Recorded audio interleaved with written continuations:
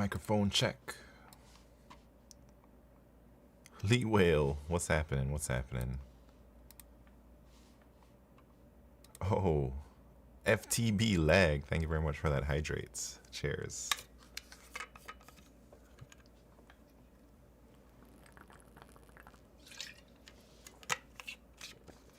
Oh, Stephen Code stuff. What's happening? Yeah, I'm streaming again. I tried to stream this weekend, but I had some technical difficulties. So today is supposed to be my first full day streaming. Well, not full day, but full stream. Yeah, thanks, Stephen Code stuff. Still working on it, man. There's a lot of. Let me show you. So this might be like my co-working camera. This is like the rest of the studio or the basement. I've gotten into plants a little bit. I'm trying to be a gardener, man, but I don't know if it's going too well. But it's fun so far. Yeah. Hey, thanks. I'm still setting up some things. Like, I got this TV right here, but I don't really have a laptop hooked up to it yet. Like the lights, thank you. Well, those are like grow lights. And then they're all grow lights, man. Jerome VIP, what's happening? How am I doing? I'm doing all right. I'm chilling. It's my first time back streaming in many months. The important thing is the neons in the background. MB95, what's happening? Leet Whale. Clean setup, thank you. Laity Codes, what's happening? How are you doing? Anavren, what's up? What have I been up to? I've been busy moving. I moved to a completely new place. I'm not in New York anymore, so I rented a U-Haul, packed up all my shit, and went somewhere else. I haven't said where I am yet. Maybe I will say one day. I noticed you redecorated the stuff. Looks leak. Leak? What does that mean? Yeah, I'm in the basement. Leak sleek, maybe? Thank you. I am in the basement. I wish, man, something I didn't do, maybe I should have done was like record the whole process or taken some before pictures, because this was a bare ass basement with nothing in there. And it took a while to set it up. And it's gonna be a work in progress. So my idea for these plants is, well, so I quit my job at Google. I think most people know that. And I'm going to be working on something over the next 2 years or so. I want to develop like something that will be useful to people. And my idea is I'll get these plants right now. And then as time goes on and I progress in my software development journey and everything, maybe my plants will also progress. And you can see us growing in tandem, that would be the dream. So if you look like a year in the past, you'll see where the plant started versus, whenever a year in the future. And then you can see the same progress in like whichever software I'm developing or all that stuff. The basement looks retro and cool, industrial. You're missing out on an old factory light. Oh yeah, man, that's a good idea. Old factory light. Yeah, it does look kind of industrial. That's kind of the look I was going for. I didn't want it to look super finished. This was a very unfinished basement, so I didn't want it to look like just a regular room in a house. I like the basement look, like all those stories you hear about founders starting something in a garage or in somebody's basement, and it's like really rustic and low key. That's the vibe I'm going for, man. There's a lot more to my basement. I want to show you guys, but maybe not today. I have a whole, I'm not even gonna say. One day I'll show you. One day soon. Anyways, I got a gym over there. Don't keep it like this? Wait, you mean don't keep it? Or I don't know what you're saying. You saying to keep it or change it? I plan to keep it more or less the same, but my plans aren't finished yet. Home gym, yeah, I got like a whole squat rack or power rack, whatever it's called. Bench, I've been bench pressing. Got some dumbbells, got a little walking pad. What else do I got over there? Yoga mat. Let's eat grandma versus let's eat grandma. Wait, they removed pog bones? What you talking about? Oh, like the emotes? No, well it shows up on the video, but it doesn't really show up in my Twitch chat. Either way. Hold up. I need to adjust.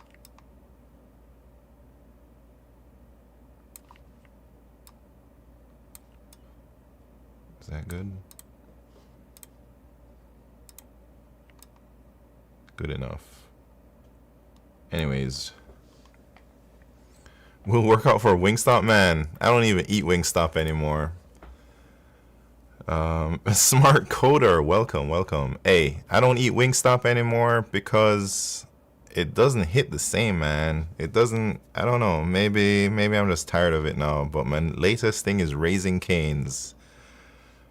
If you haven't tried Raising Cane's, you should definitely try it. It's a little bit pricey, but I don't think there's any chicken tender out there that's nationally available that can compete with Raising Cane's for the same price. Yeah, Cane's is best. Yeah, man.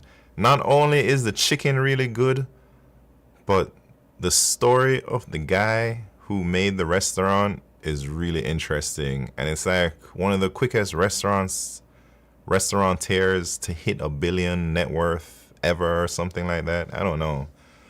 But very interesting stuff. Is it better than Jollibee's? Absolutely, man. I don't think they're direct competitors. Jollibee's is like bone-in chicken and they offer a whole bunch of other stuff. But Raising Cane's is just chicken tenders, man. And it's like really, really good chicken tenders. I used to think Popeye's chicken tenders were good or something, man. But man, they're not as juicy. I mean, Popeye's is alright, but there's like half price of Raising Cane's. Raising Cane's is like real juicy chicken tenders and it's always perfect. I love Cane's, yeah. I'm a big Raising Cane's fan, man. I even bought Raising Cane's merch. That's how much I love it. Wait, he did a How I Built This podcast. Interesting. Yeah, so anybody's interested in like how rich people came up, go check out the Raising Cane's. Never tried it until I moved to Colorado. Hey, my first time trying Raising Cane's was maybe 4 years ago. No. Yes, 4 years ago. It was right after I got my Google offer. I was in LA and I was driving back up to the Bay. And on the way, I had to stop to get gas in somewhere, I forget where. Somewhere in between LA and San Francisco. And I looked on the map and there's a Raising Cane's in that town. And it was like one of the first ones out there in California. Maybe. And man, I had those dang tenders and I was hooked ever since. All these brands don't exist in Europe? Unfair. I'm mad. Yeah, Europe doesn't get those Raising Cane's, man. Right now, I think Raising Cane's is only in the US. But they might have locations opening up elsewhere. I've heard I've heard Nando's is bumping over in England, but I don't know if that's in the EU. Out here telling us a love story. Hey, I love chicken, man. I love Raising Cane's. Before Raising Cane's, I think my number one chicken spot was Wingstop.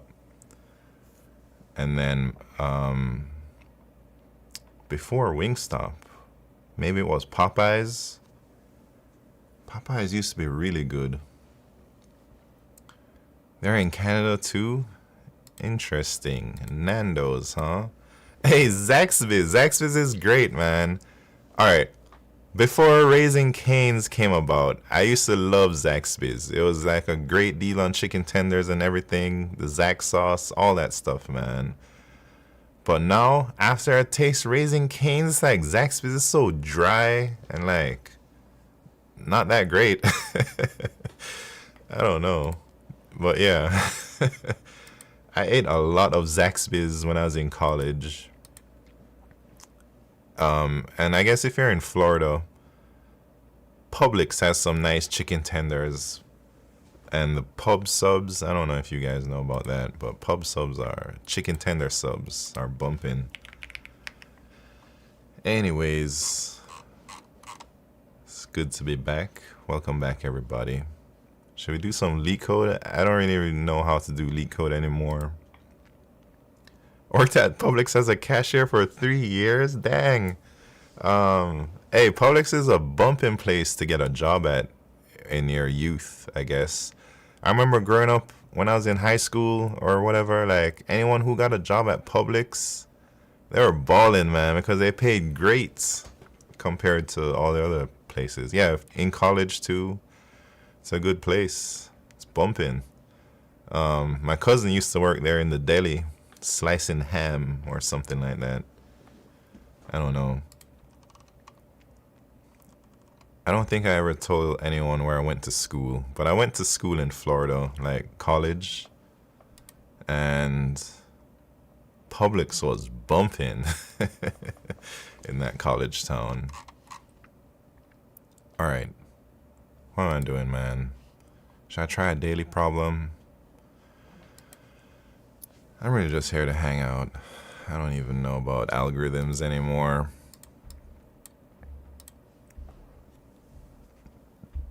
Yeah, and I think I know where you went, LeetCode. I think I went to your rival school.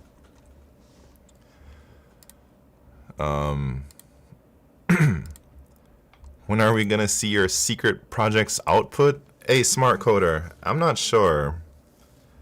I haven't decided that, but I haven't really thought of like how I'm gonna go about that. So this week I'll just be doing my regular algorithm streams, Monday, Wednesdays, Saturdays, and maybe next week I'll start doing some co-working, like Mondays on weekdays, Mondays through Fridays, just like a 3-hour co-working. And then I don't know. I don't think I'll work on my secret project during that time. Oh, snap.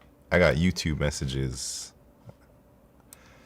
Hey, Rohit. What's happened, Rohit, from YouTube? Sorry, I just seen your message. Hey, yeah, don't worry. I just seen it. So let me see. Is it okay if I do data structures algorithms with Python? Yes, it is okay.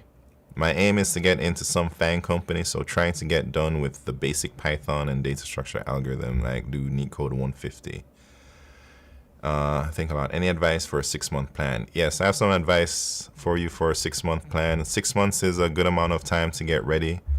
I think you have to work on it, I'd say at least 15 hours a week for 6 months, and that should give you you know, like a fair chance, I think. And Python is totally fine. Python is probably one of the more popular choices for DSA. And FANG doesn't care what language you use, man. As long as you can explain what you're doing and you can demonstrate you have knowledge of the language that you choose. Do you think big tech is even worth it nowadays? Oh, man. Oh, for sure. No, I don't know, man. Let me get back to you on that Stephen Code stuff. Because I've been thinking about that myself. Like, I don't know if I could get into big tech if I had started now instead of in 2019. I don't think it's as easy to get in because they're just not hiring as many people. Wait, is Florida good for foreigners, like people who aren't American? Hey, Florida is filled with people who aren't American. I guess I was an immigrant to Florida, and most of my friends were also immigrants. So there's a lot of like South Americans and Caribbean people in Florida. It's lots of everybody in Florida. Especially South and Central Florida, yeah. Depends on the area. I wouldn't recommend going to like, Ocala, Florida, or something like that, man. Yeah, Northern Florida is very different than Central and South Florida for sure.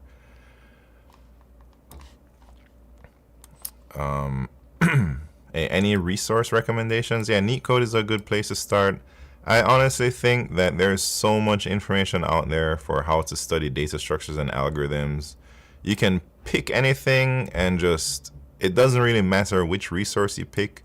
The most important thing is studying, like actually putting the time in, You could choose the best resource of all of them, but if you don't put the time in, you're not going to learn it, man. So who cares which resource you choose? Just make sure you study consistently.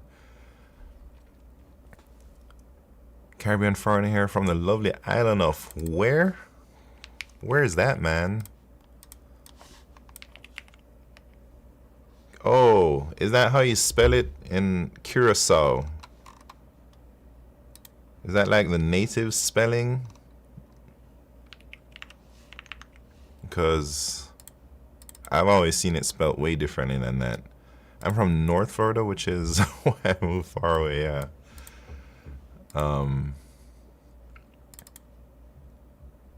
Papa, you what? What are you talking about? Wait, Stephen Code stuff says, is big tech even worth it to pursue? To be honest, man,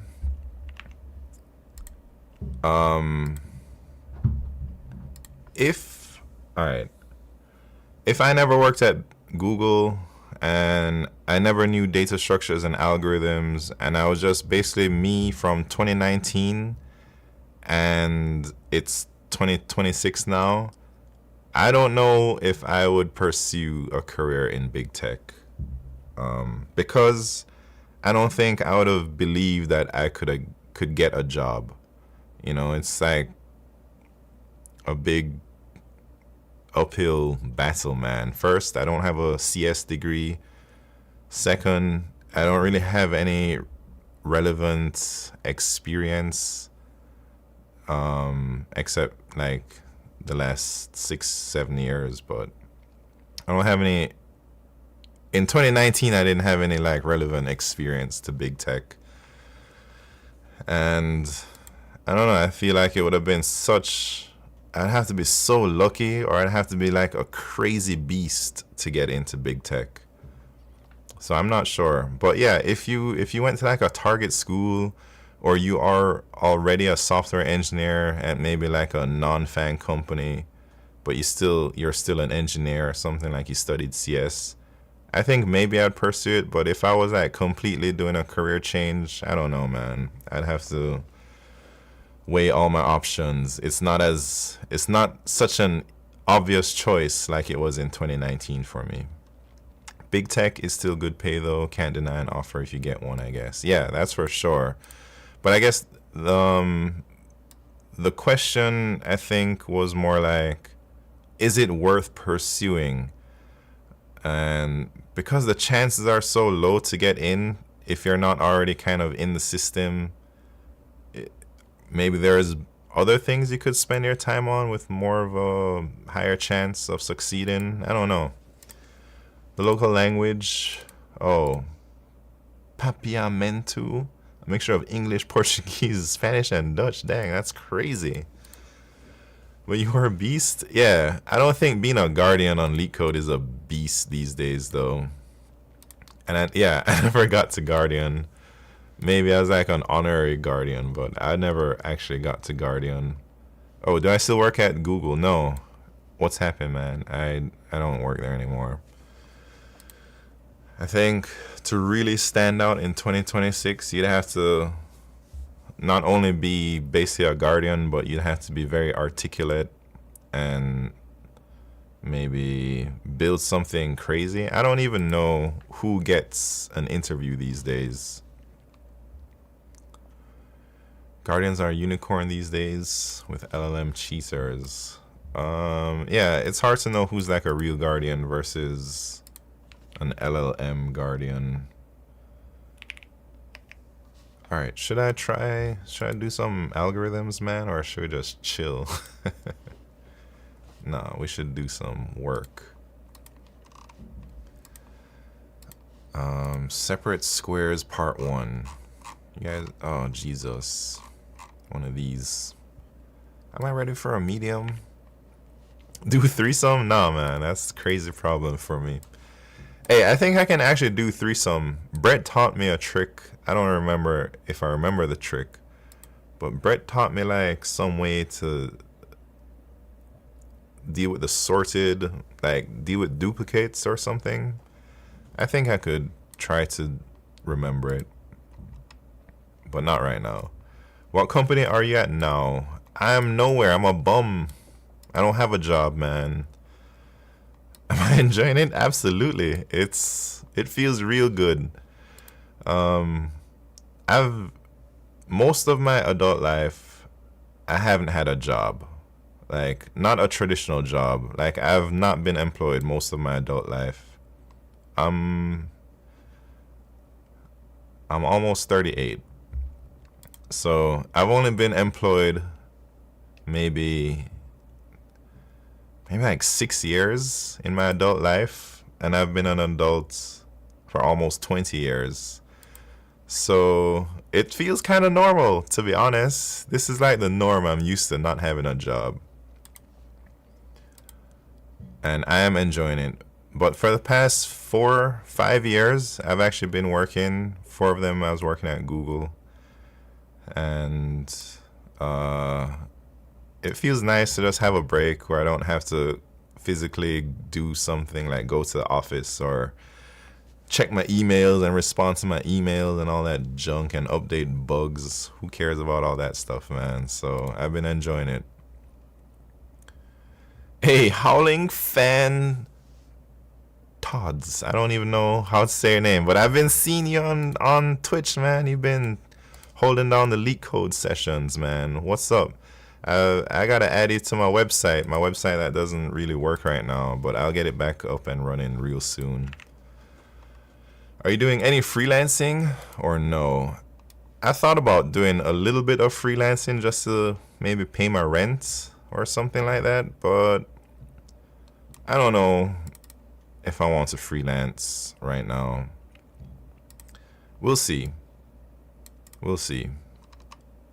I don't think I will for at least a year. I was in the middle of watching your interview with Raymond. Oh, dang. Hey, that was a long time ago. I don't know how that interview went. Yeah. Hey, how's your studying going, man? I'm not really up to date with what you're all about. Are you like prepping for an interview? Do you got something lined up, or are you just like trying to get ready for when you get the opportunity? Why you left Google? I left because I don't know, man. I think ultimately it was because I just wasn't doing what I wanted to do. I felt like I just had to do all this stuff I didn't care about, and my org offered a voluntary layoff. So if you wanted to get laid off, basically if you wanted to get paid to leave, you just signed up.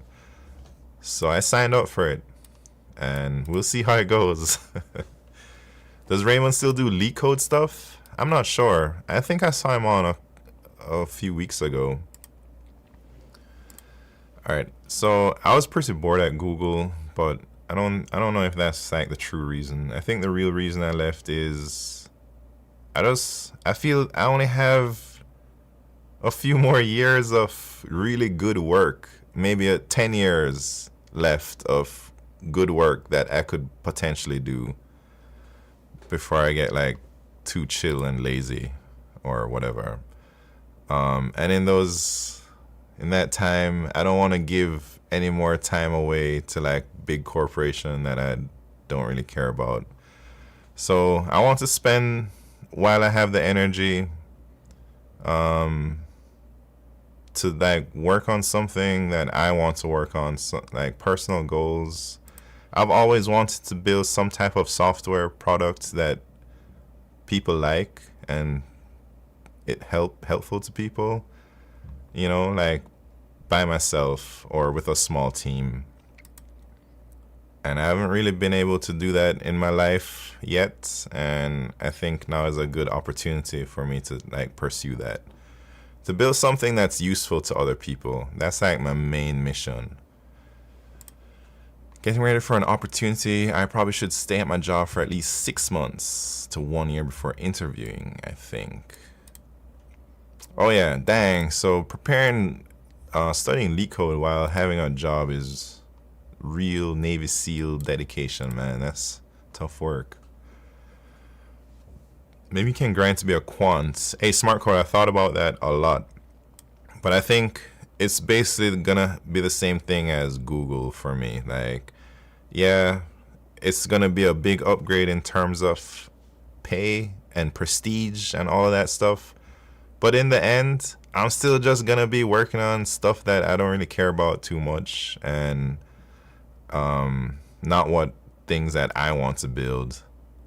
So I don't think the quant firms are gonna pay me like however much they pay, $1 million a year to just go do whatever I want. They're gonna tell me exactly what I need to be doing or what's important to them.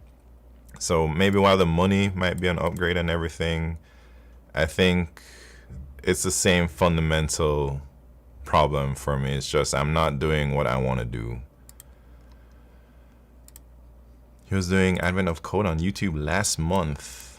I don't think it makes sense to work a 9 to 5 for something you're not passionate about.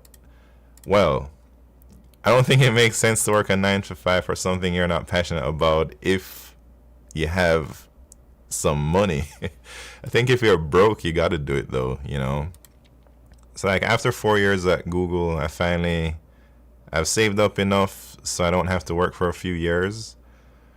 And I'm using all of that money to support myself while I pursue my dreams and my passions, I guess. And if it doesn't work out, I'm just going to go back to being a corporate slave for a while. Nuji, what's happening? What do you like most about programming other than algorithms?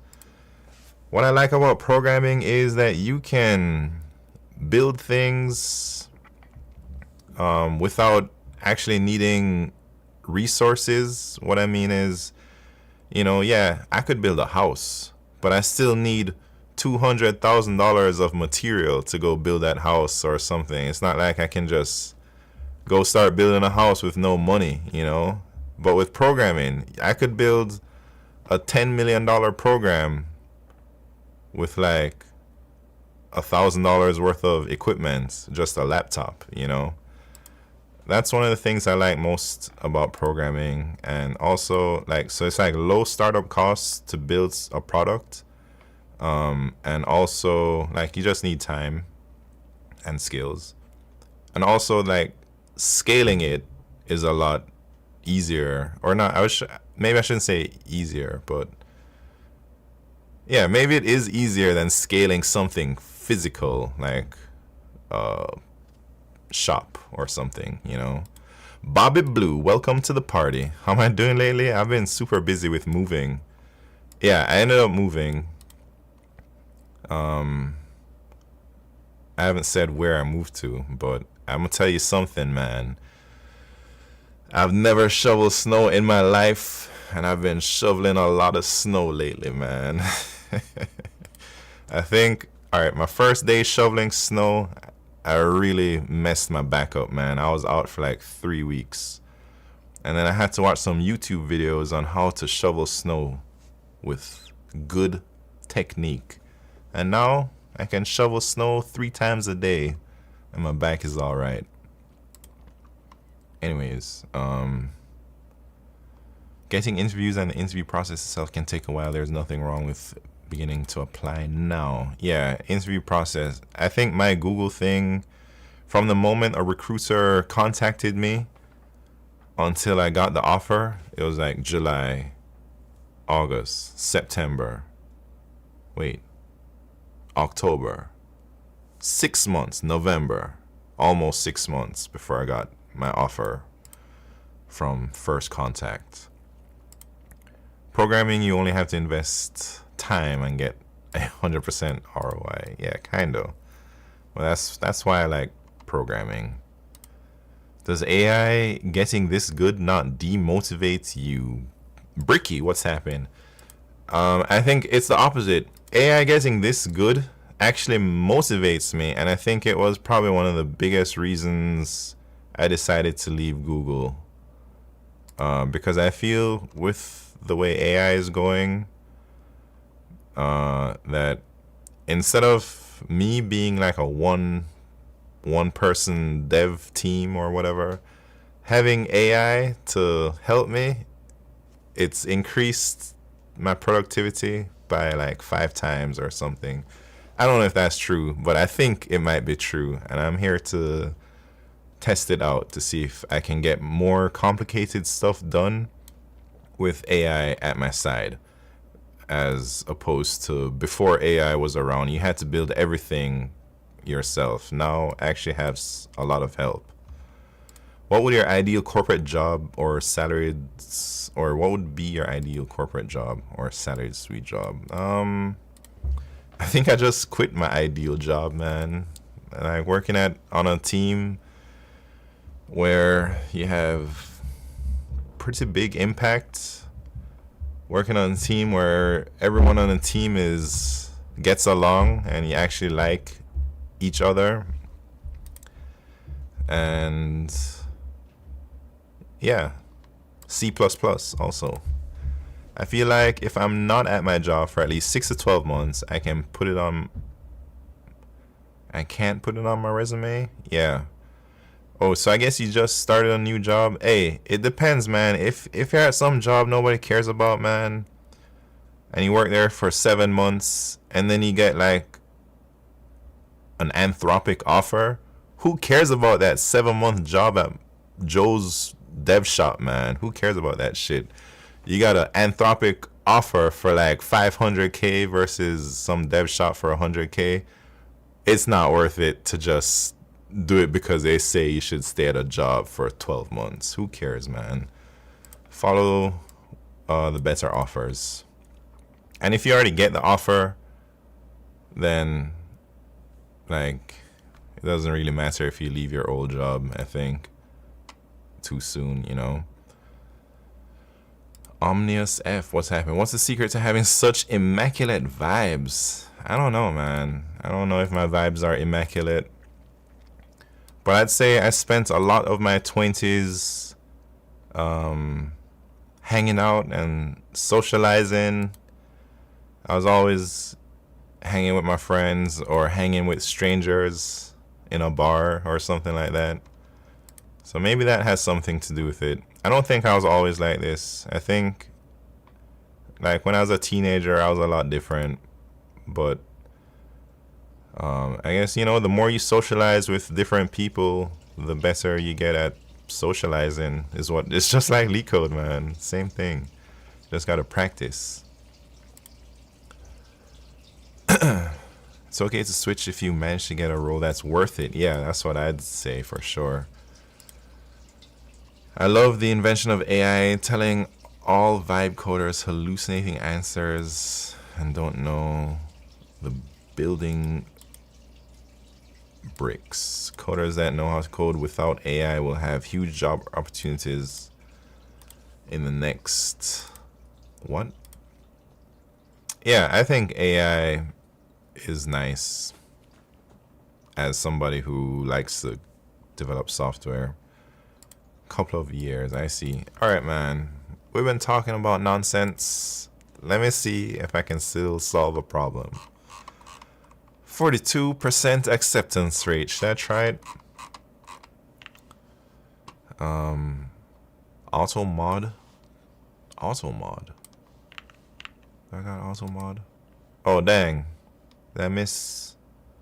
Is it normal to have a full-time job while in college? I don't know if I'd say that's normal, but a lot of people have a full-time job while in college. People who don't have money have to do that, man.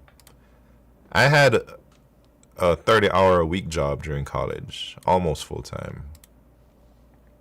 But I also had really bad grades. All right, so here we go. Let's do our first problem of the new year. Well, second problem of the new year for me. Separate squares. You are given a 2D integer array squares. Each square's I is equal to x, y, l. Represents the coordinates of the bottom left point and the side length of a square parallel to the x-axis. Find the minimum y coordinate value of the horizontal line such that the total area of the squares above the line equals the total area of the squares below the line. Answers within 10 to the negative 5 of the actual answer will be accepted. Squares may overlap. Overlapping areas should be counted multiple times. All right.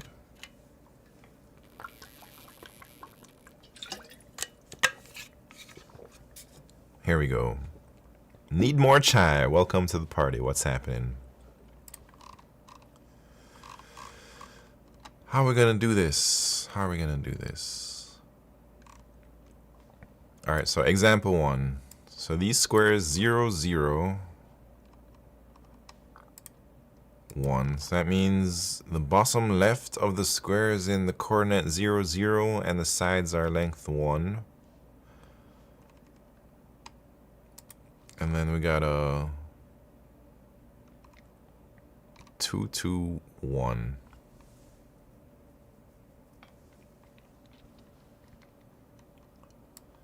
All right, so I'm thinking something like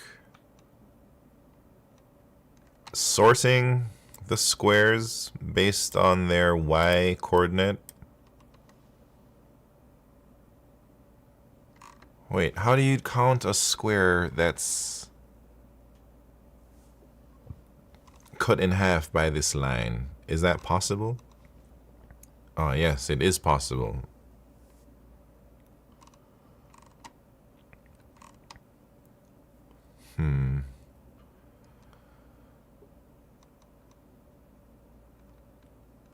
All right, so this one is saying any horizontal line between y equal 1 and y equal 2 will have one square unit above and below. So the lowest option is 1.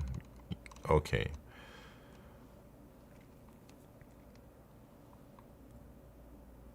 It's like, why? This is crazy.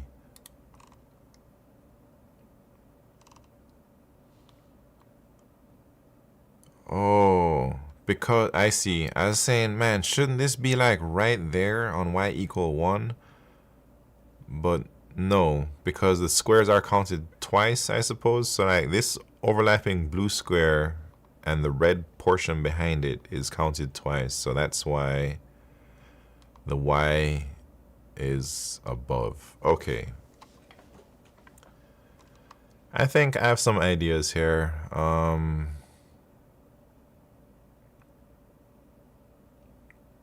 Is this like a binary search problem?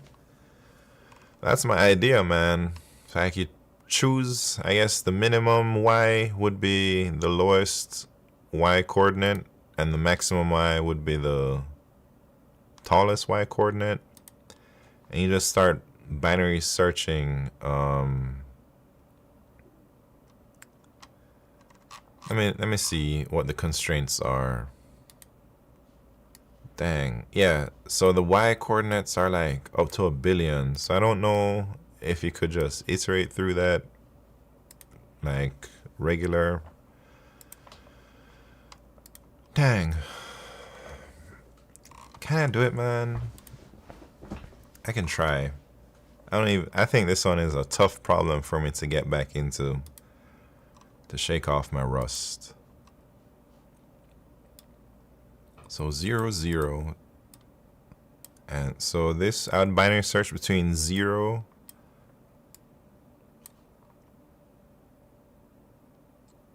and 2, or 2 plus 1, 3. But then if I choose a line, how do I calculate?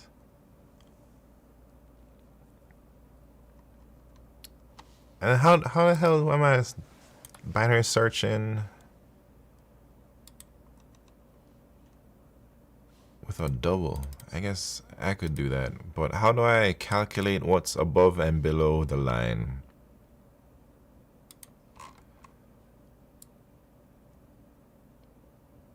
So we need it to be equal, right? So if I guess if we calculated all of the areas, at least we have a target.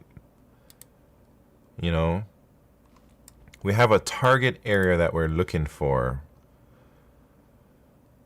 Portnoy Geo7. What's happening? Welcome, welcome. I am live. It's been many months. Alright, jeez. Let me just start typing something, man. So I'm going to calculate the total area of everything.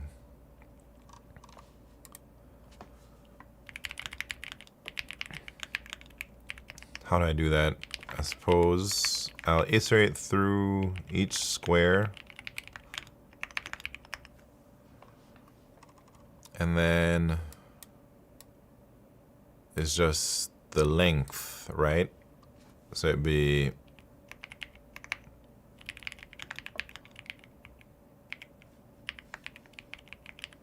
something like this. Is there a limit on the length? Will this overflow? Let's see.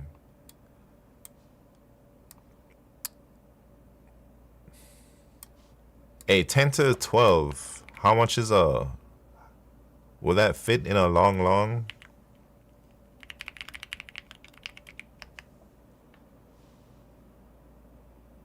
I don't know. I think so. Yeah, easily stored, it says. But this could overflow, so maybe I need to like cast this. I don't know if I need to cast both of them, but I'll just do it anyways. Jumped in here immediately once I saw your icon. Hey, thank you. This is my first stream in 2026 and my first stream in like, I don't know, since October or September. It's been a while, so I have like no idea how to program anymore. All right, so this is the total area, and then the target will be half of that, right? Should I do that?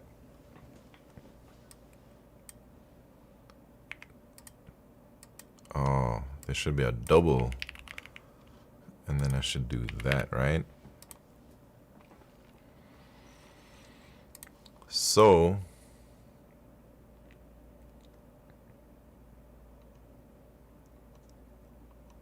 what I need to do now is figure out how can I calculate the area below. That's where I'm at right now.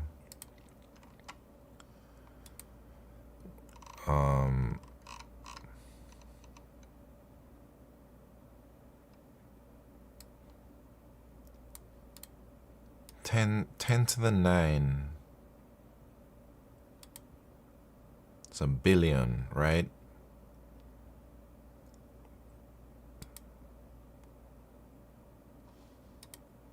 I don't know what to do, man. That's like 30, 31 times or something.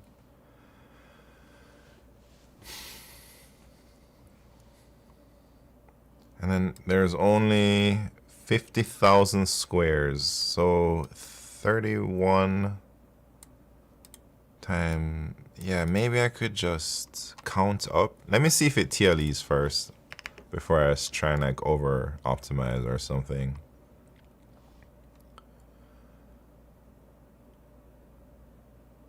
All right, so this is my target. What I'm doing is I'm trying to binary search the Y line between something and something. And if it's more than the target, if the area of the squares below the line is more than the target, I'll lower the line. And if it's less than the target, I'll increase it, right? Norwegian Oiler, what's happening? Yeah, I've been real good. Real good. So I guess these lefts and right, I don't know what right should be, but I'll just put them, should I put the max? What it says here? 10 to the 9. Is that how you do 10 to the 9?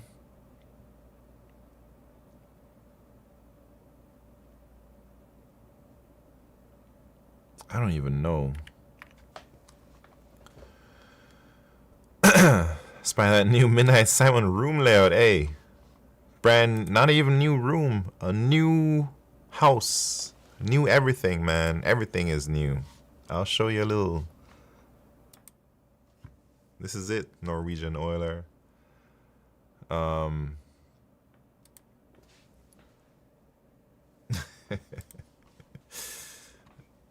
There's a lot going on. It's still a work in progress. I haven't set up my overhead type racer cam. I haven't set up my my tablet there for my, what do you call this thing? Teleprompter. That's an update? Yeah. This is like my co-working vibe. I got all these crazy lights, man. This is how it looks. Got my microphone above. You can't even see it.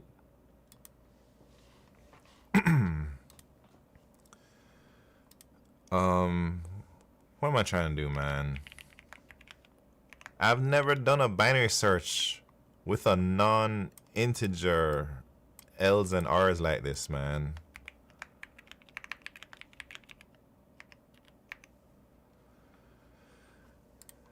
I don't even remember how to do binary search.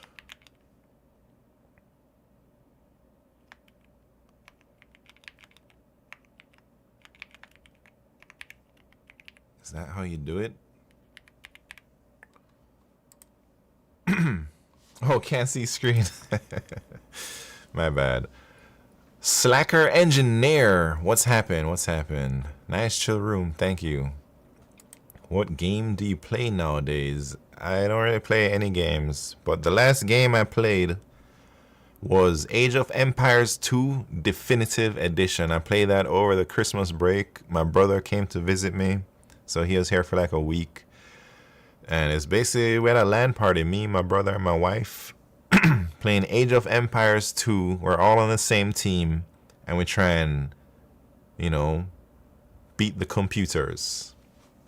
And it was difficult, but it was fun. I remember studying with you in the Pomo sessions with some motorcycles passing in the background. Yeah, you won't hear any more motorcycles. I don't live in the city anymore. I don't know if I'd call it the suburbs, but it's definitely not by a busy street with cops and bikes passing by all the time. I used to LAN Age 2 and Age 3 with friends. Yeah, man, that game really holds up. But I guess it's the definitive edition, so maybe they updated some things. On a Windows 95 machine? Come on, man. Age of Empires 2 Definitive Edition is like not that old. All right. I must be on the right path here. Otherwise, I'm sure somebody would have told me I'm doing something crazy. Anyways, so we have this. This is our midpoint. What we need to do is we need to calculate the area under this midpoint. And I'm not sure how to do that nicely. But, oh, don't defense. What's happened, man? I'm doing something crazy, so I'm not on the right path, maybe. Or maybe it's possible to do it this way, but this is overkill. Hey, it's my first day back, man. Let me see if I can cook something up. Trolling just came here. All right, I wouldn't expect anything less.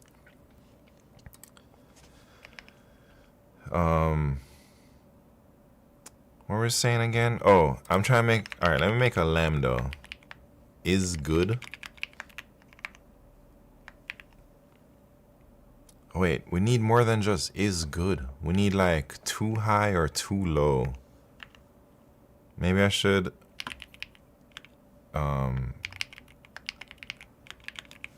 calculate the area. I don't even remember how to write a lambda function, man. Is that right syntax? So we need our line, I guess, the guess, and maybe that's it.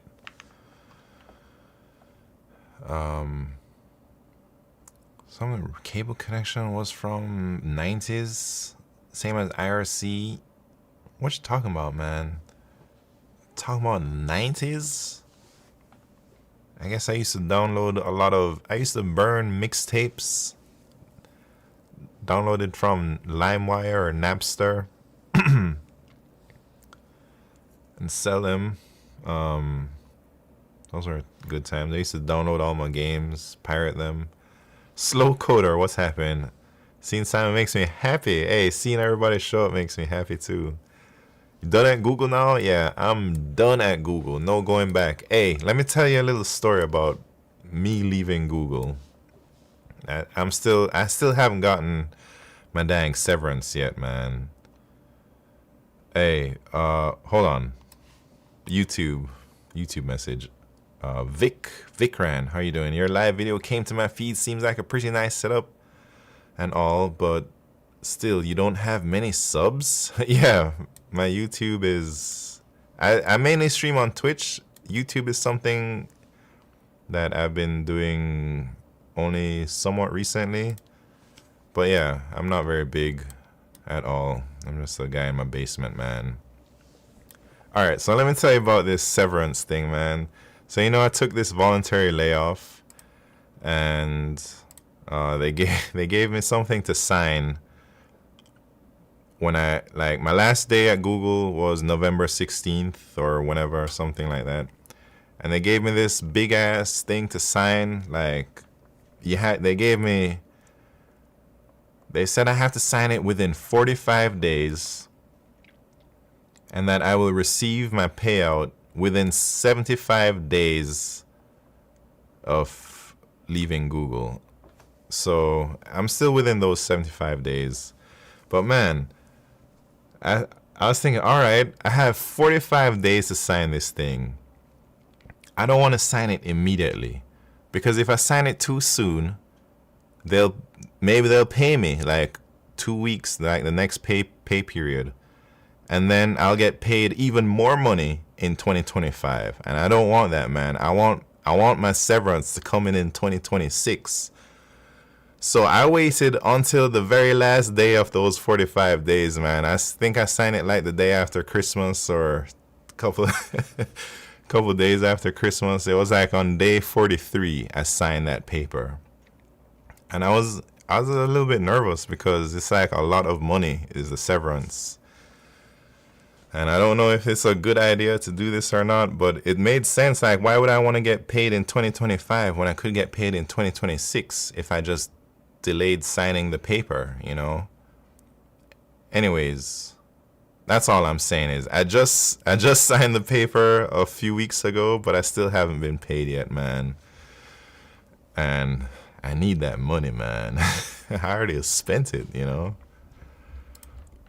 Kind of. Severance? Yeah, they gave me severance, the scientists. All right, here we go. Here we go. What was I doing? Calculating the area. How do I set the return type? Like that?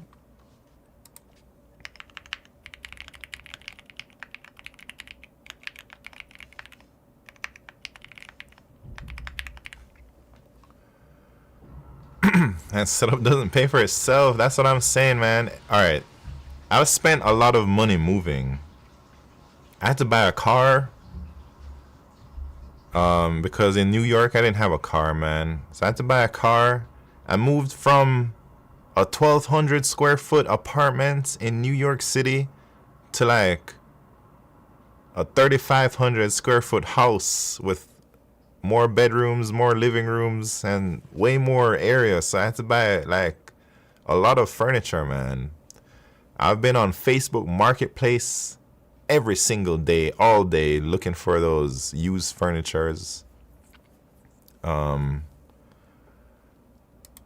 What else? I had to buy, well, I had to buy a lot of stuff, man. Free shit? Nah, nobody gives away free stuff.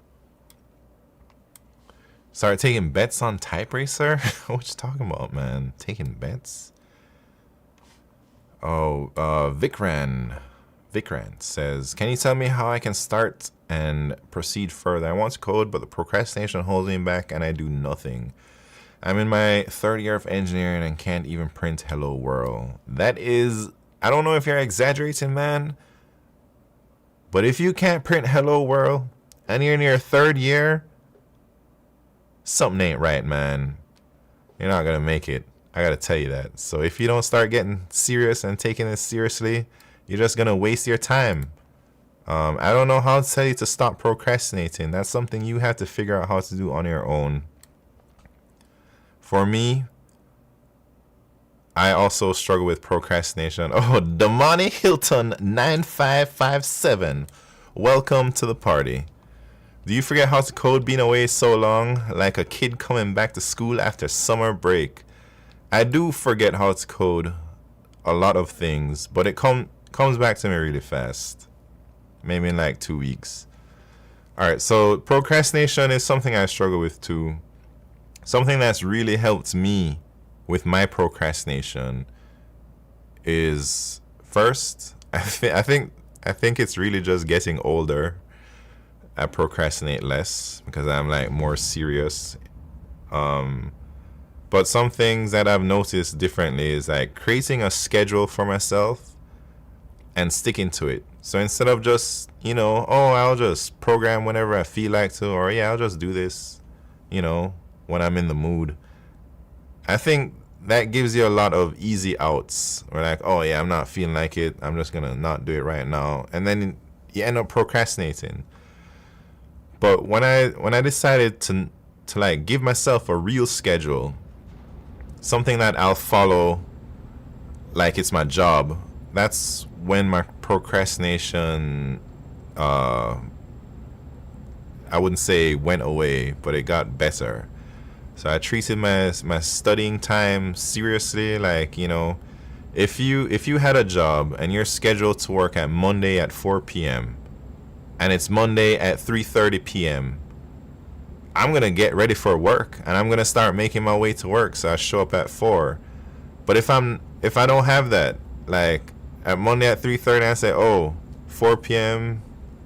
there's nothing scheduled. I'm just gonna do whatever, man. And maybe I don't prioritize my studying or my programming, and then you just end up doing fun things or things that you want, like brings joy to you instead of programming. I don't know, man.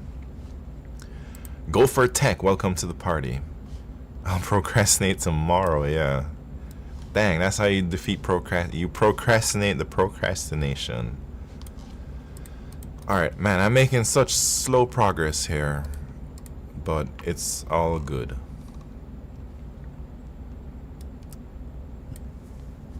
Hey, I don't know. Alright, I don't know how the hell I'm gonna calculate this area.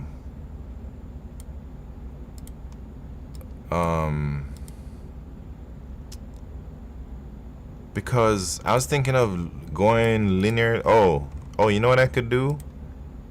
I could just linearly go through this. Oh, I have to sort the squares first. Maybe I should do that, right?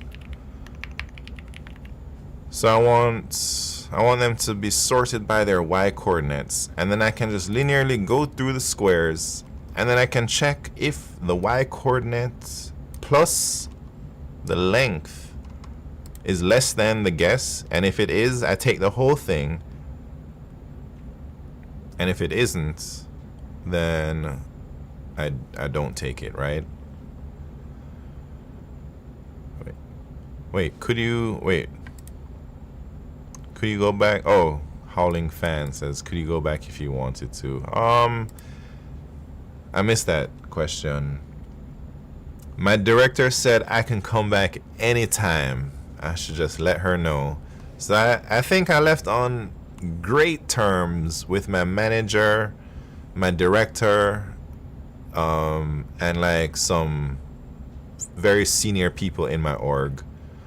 So I think if I really wanted to go back, I can reach out, and maybe something like that will happen. But I don't want to go back, man. I want to live my life on the outside. Alright, here we go. What was I doing? I was sorting squares. Wait, let me make sure this...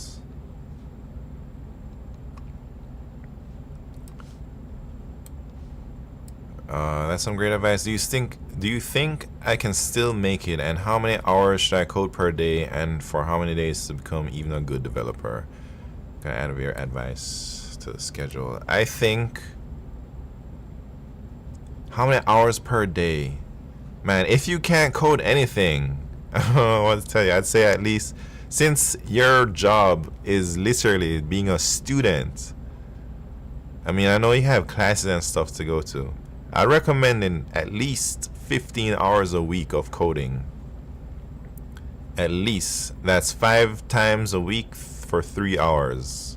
I think that should, you know, after a few months of that, you should see some progression in your skills.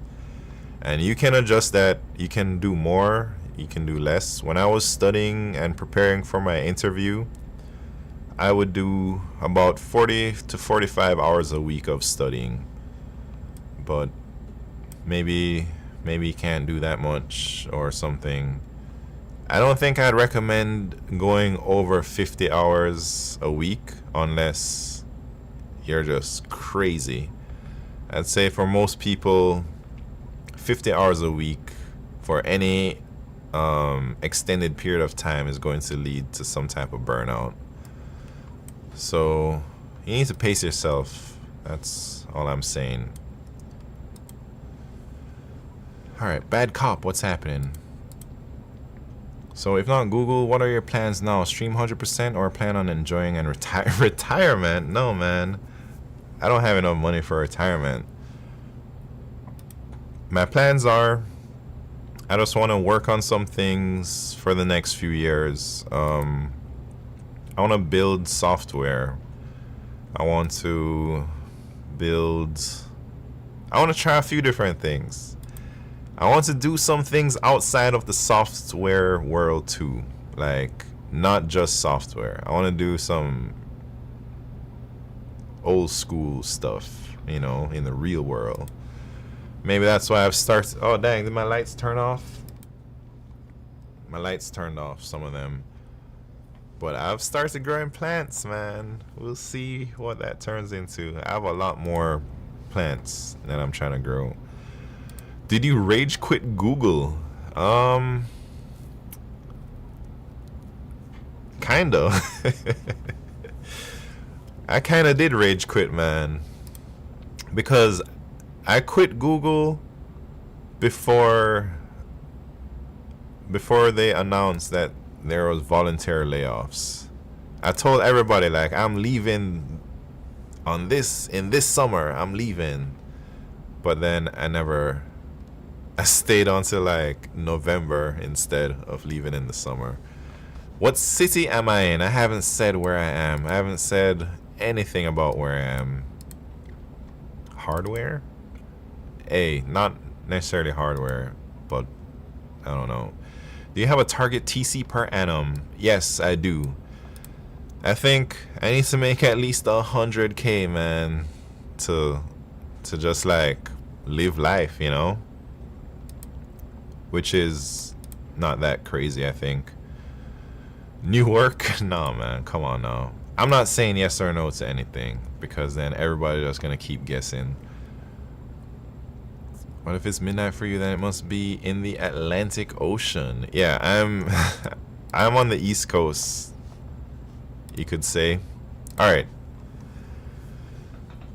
Hey, how do I sort, man? Is it like this?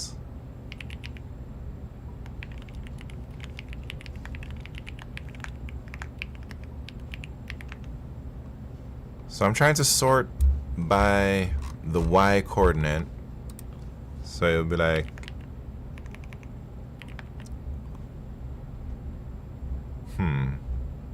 maybe I should do not only the y coordinate but also the length.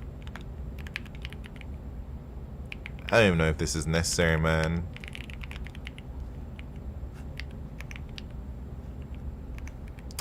All these typos.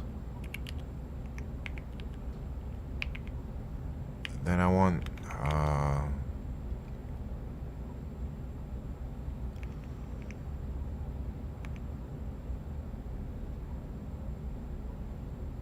I don't even know if I need to do this part. I'm gonna just skip it. I think I know based on the light refraction on the sign. Hey, I think if anybody can do it, Dome Defense can.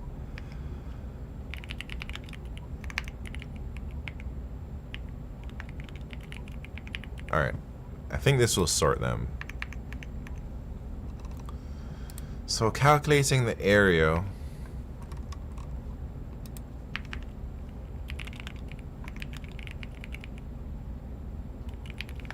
How do I do that? I guess I have to iterate through.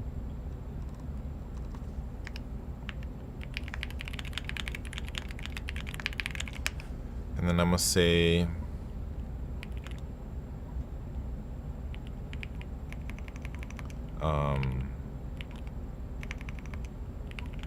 what should I call this? Top Y, top line, and that would be squares I 1. So that's the Y coordinate of the thing, and I'm gonna add the length plus squares I 2. So that would be like the top line of this square. Call it top line, top side, who knows. Based on your keyboard layout, I deduce you're American. Hey, maybe. Maybe. Maybe I bought this keyboard in America and then took it with me somewhere else. Alright, so if this top side... Wait. What am I doing, man? Alright, so if the guess...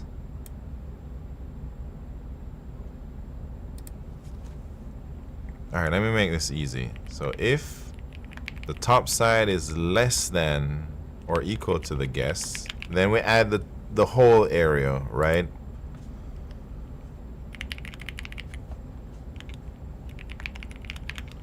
Squares 2.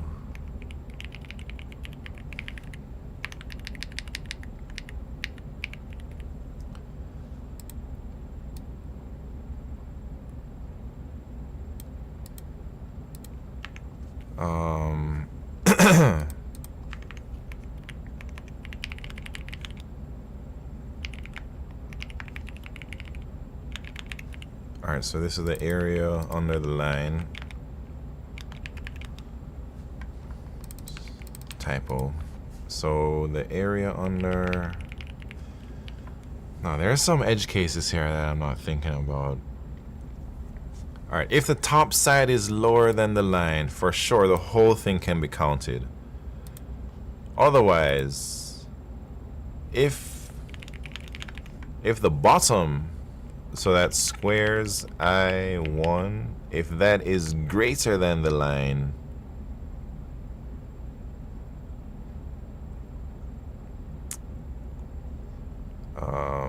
what's it called?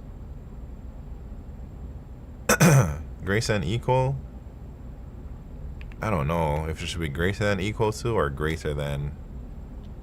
I'm gonna put greater than. So if it's greater than the line, then nothing gets added.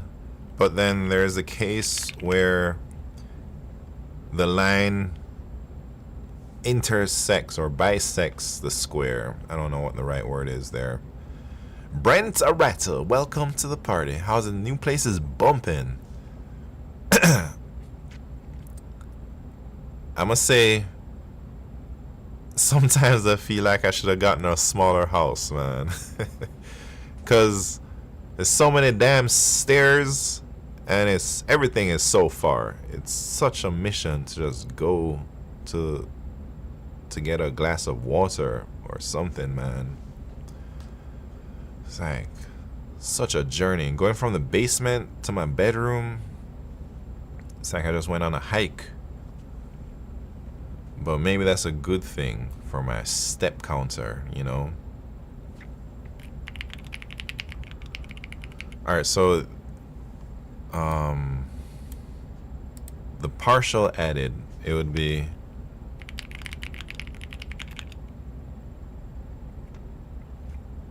the side. So partial side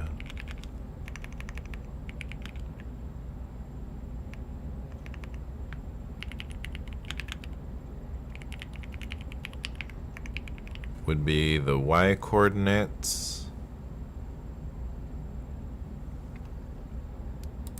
minus the guess minus the y coordinate. That would be the partial height, and then the partial area would be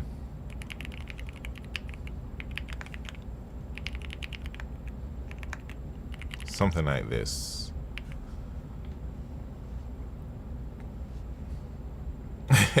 Damone says this guy came back to me with new jewelry on his hand. Hey, I didn't come back. I had this. Been had this. You don't have a bar gun for soda and bear taps in every room? Nah. I think I need another fridge though. Simon is hiding from us where he's living. Yeah, I am hiding. I don't know if I want to tell you guys where I'm living. Maybe I will one day. Anyways, so hey, this problem is taking me a long time. That's partially because I'm talking a bunch of nonsense and I'm very rusty.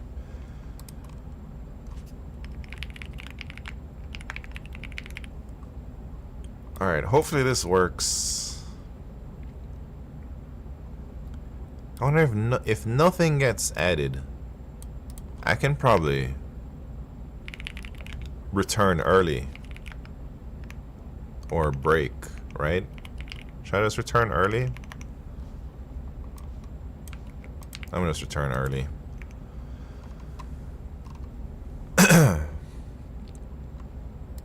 Okay.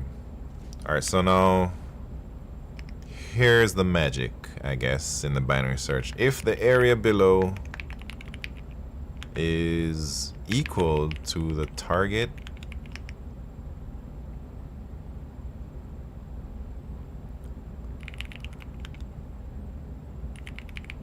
then that's good.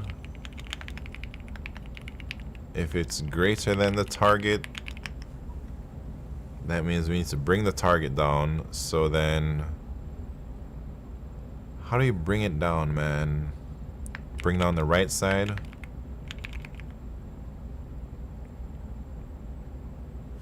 Oh shit. Hey, how did I don't even know how to do this. Do I still -1 here? Is that okay? I'm gonna just leave it like that.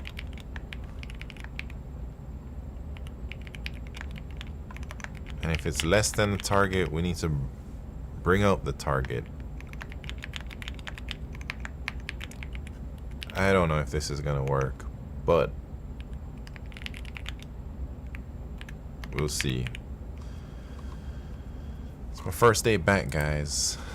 Don't you worry.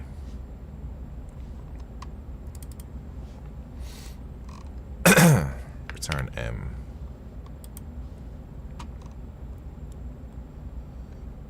Wrong. Dang. They're gonna do me like that.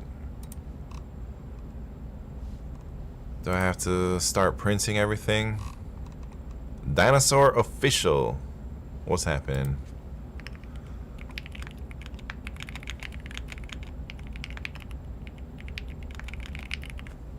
Let's see what's going on here.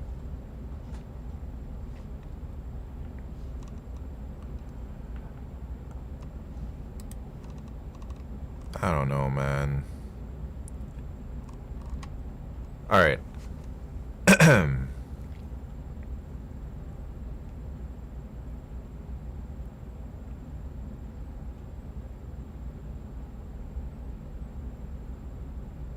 I don't know what to do. Maybe this problem is too much for me right now. Should I just give up?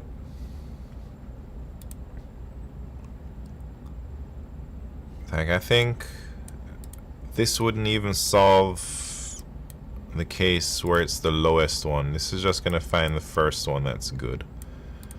So I'm thinking if there's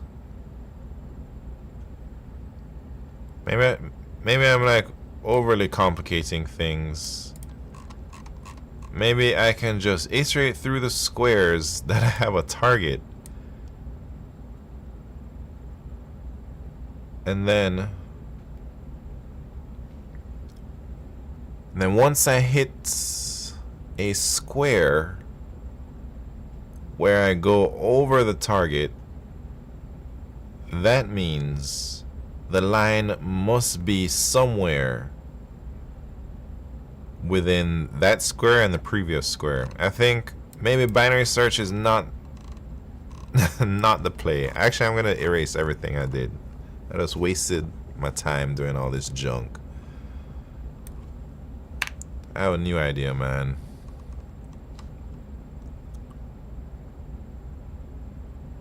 What's my new idea?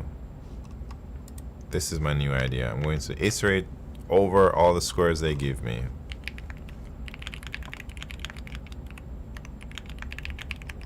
And then I'm gonna say long area under.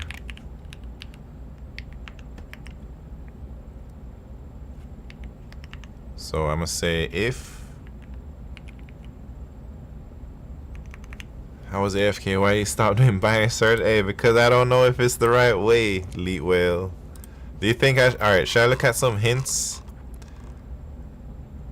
I saw some things that would, I feel like it would make it weird. I don't know. Let me see. Binary search, come on, man. The hints that you're on the right track. Alright, so you saying I can't do it without binary search? Alright, maybe I'll undo all that. Dang.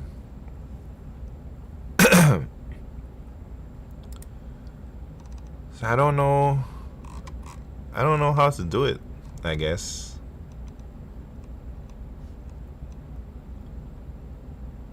So I have binary search.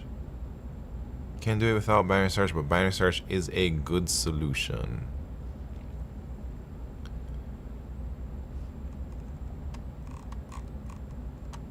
Alright, I'm actually gonna make my R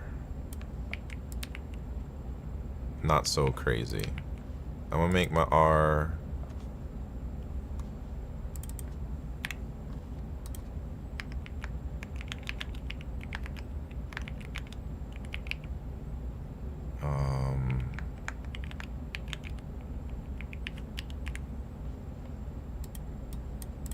Something more reasonable. Link to problem. Oh yeah, thank you, Leet Whale.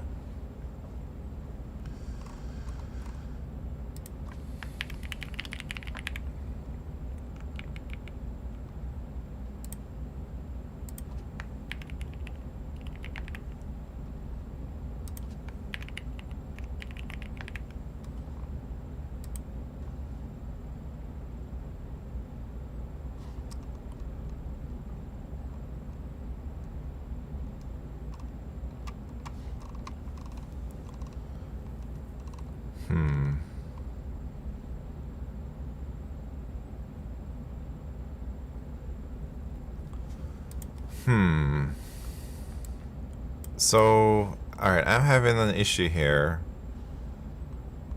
where it's not returning the lowest. So I need to do something like keep track of a best.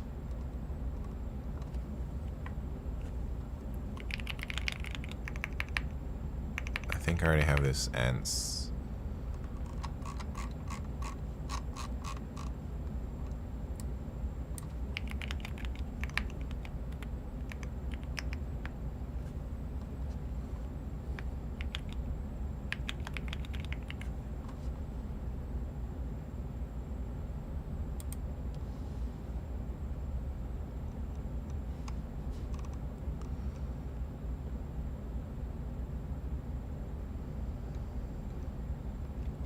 Alright, so, alright, here's another problem I'm having with my binary search. I don't know how to do this part. Like, I've never had a thing where the binary search is a double, like the left and right. I don't know if that part is correct. And if it is, how do you determine, like, how much to increment each thing by?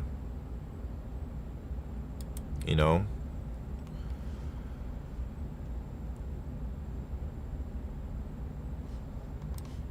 You increment with epsilon? What the hell does that mean, man? That doesn't, I mean, if I did it like that, then it would not be a very efficient binary search. Or would it? I don't know. Oh wait, because it's not, oh yeah, actually it would, because this is the midpoint. It's not like, so I'm like, it's still half. Yes, yes. So I have to do like, how many zeros is that? I'm gonna, how many does that say? 10 to negative 5, so maybe I can just put like a little bit. This is my first time doing a left-right binary search as doubles. See, but still, it's getting crazy, man.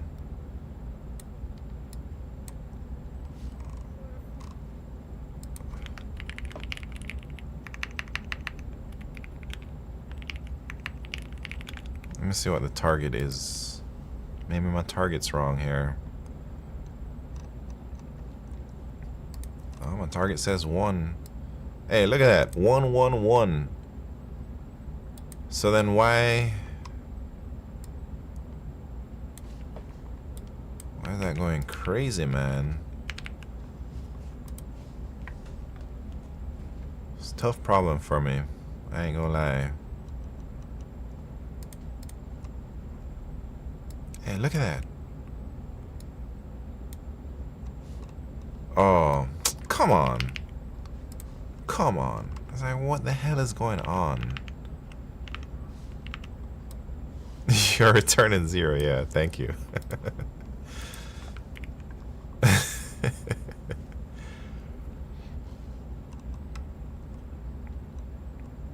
Alright, so the easy example works. But what's up with this one, man? The area below never equals to the target. Why is that?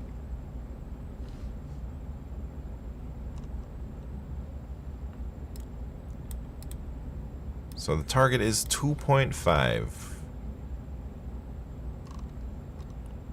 Right?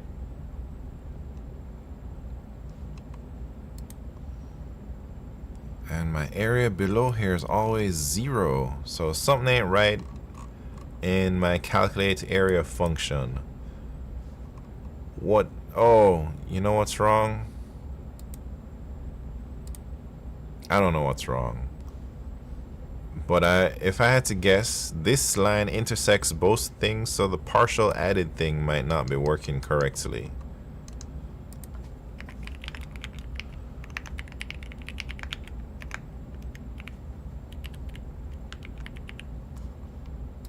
I should not be debugging like this, man. So it hits the partial. Oh, plus equal. Andrew J. Barth coming in with the Eagle Hawk vision, man. But it's still wrong. But, oh, snaps. It's because this is not a double. This should be a double. Partial area, not long. And partial heights should also be a double. That's my mistake. Very good.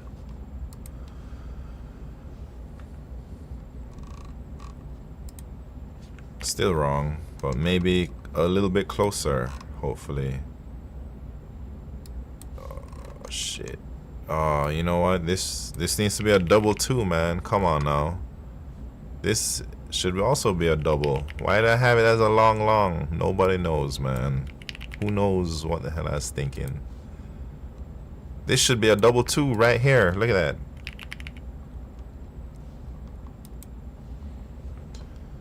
Alright.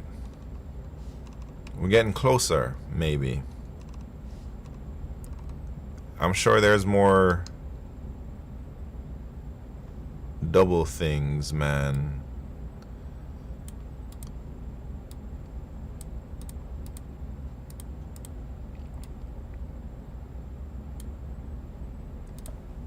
I wonder if I should cast that as a double when comparing, because this is... Man, who put int there? That should be a double too, man. This is crazy. Who the hell wrote such shit code?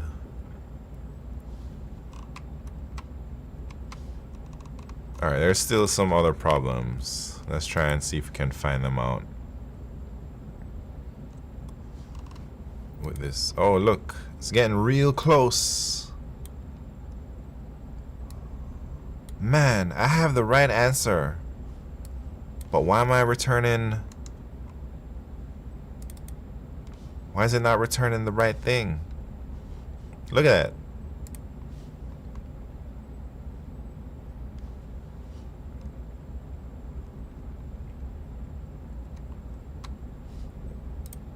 I don't understand how this is possible. Because the last thing it prints is...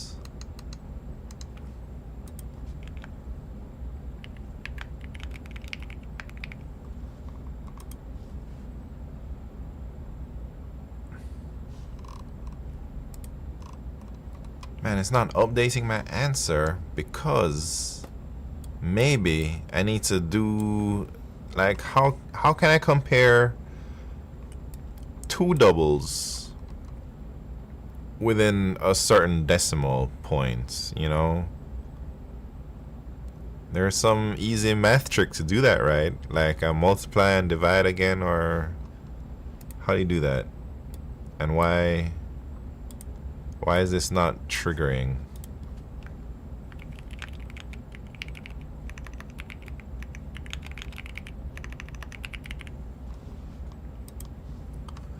Man, working with doubles is annoying for me. That's because I don't usually work with them with LeetCode.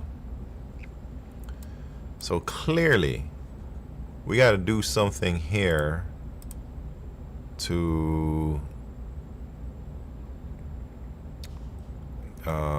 get it to be however many decimal places. So it said answers within 10 to the, that's like 5 decimal places.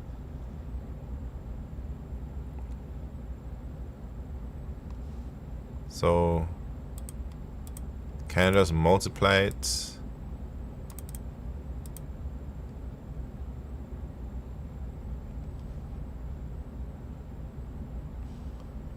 By something? Let me think.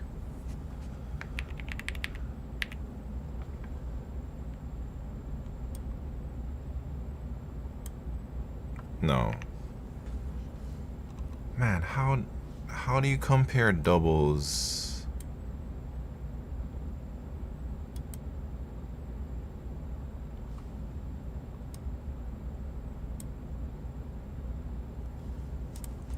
I'm gonna just round it.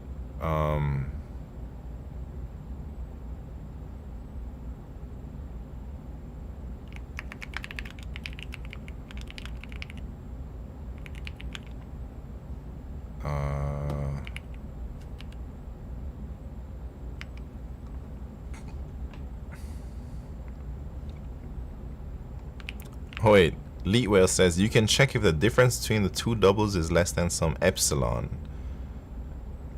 Oh yeah, that's the way to do it.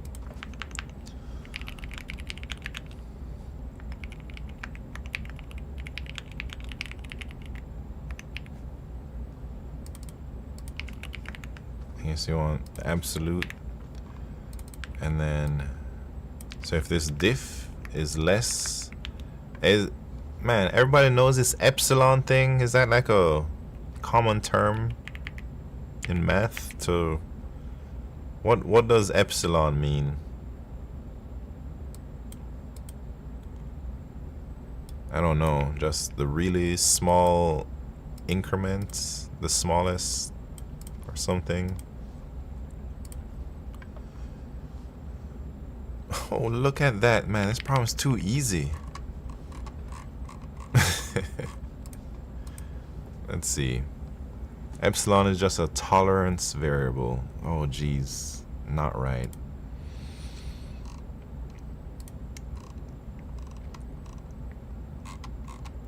Like error rate. Yeah.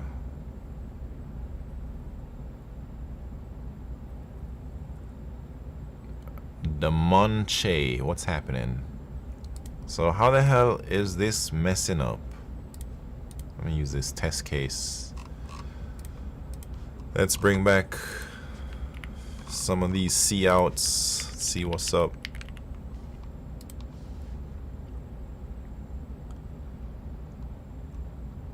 All right.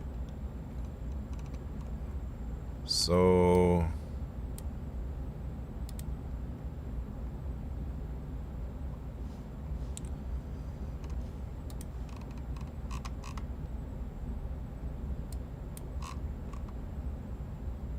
none of these. Look at this, man. How come it's not hitting?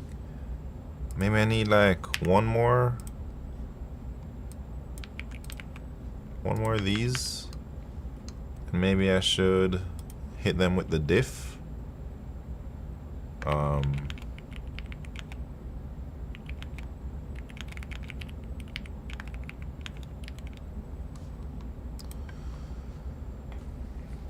An arbitrarily small quantity used to indicate that a given quantity is small or close to zero.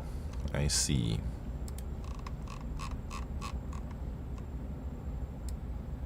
So maybe I need to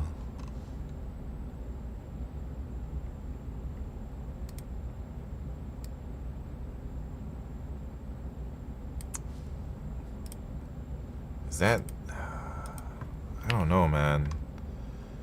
I feel like it's pretty close to what they want, but it's not what I feel like. My struggles here is something to do with manipulating these doubles, for sure, right?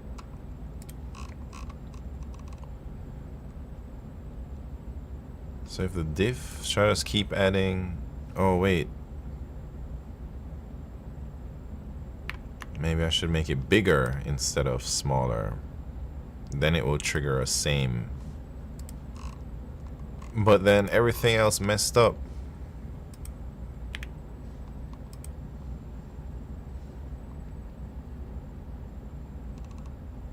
I don't know how to deal with these doubles, man.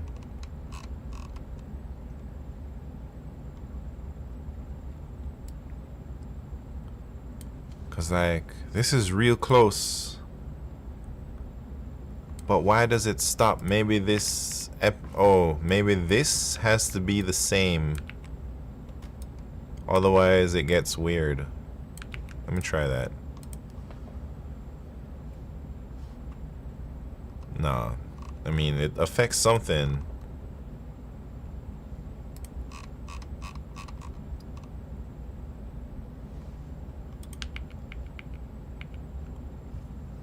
Maybe it needs more zeros? Who knows? I'm about to give up, man.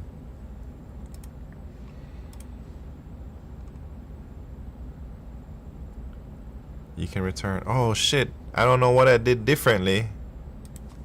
What'd I do?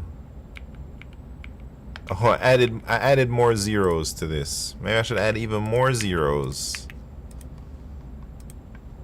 Let's see what's up.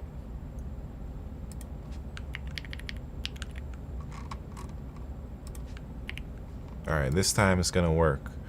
You can return L or R instead of ants.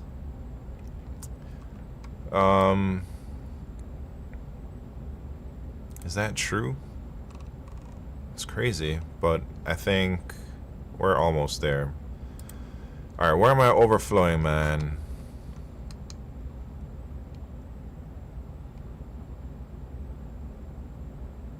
How is this gonna overflow?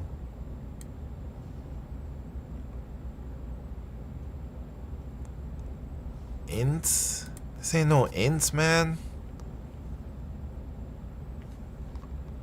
This is a double.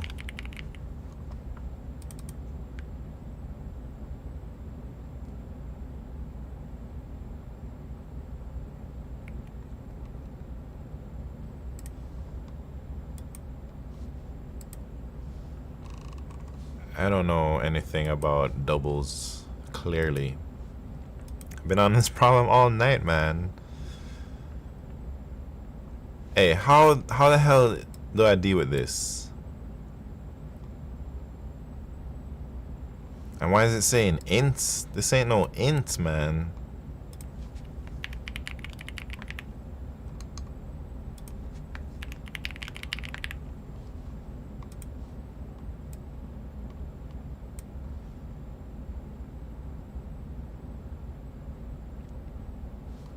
Timeline exceeded.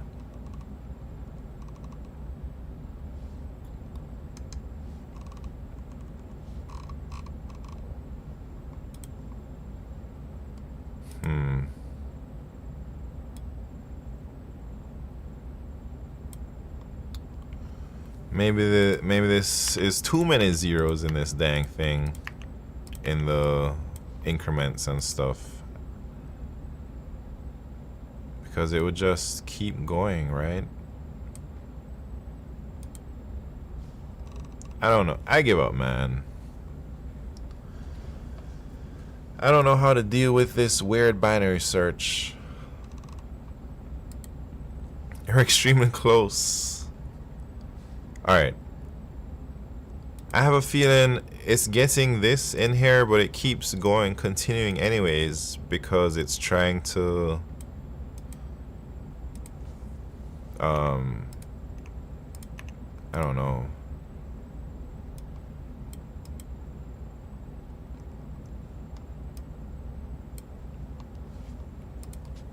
Let me see like exactly what's happening.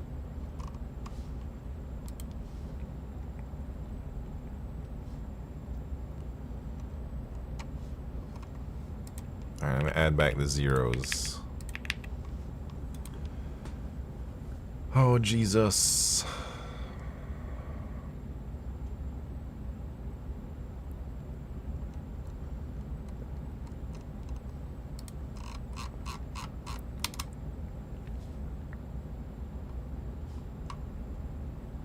Like, it's just the same thing over and over again, you know?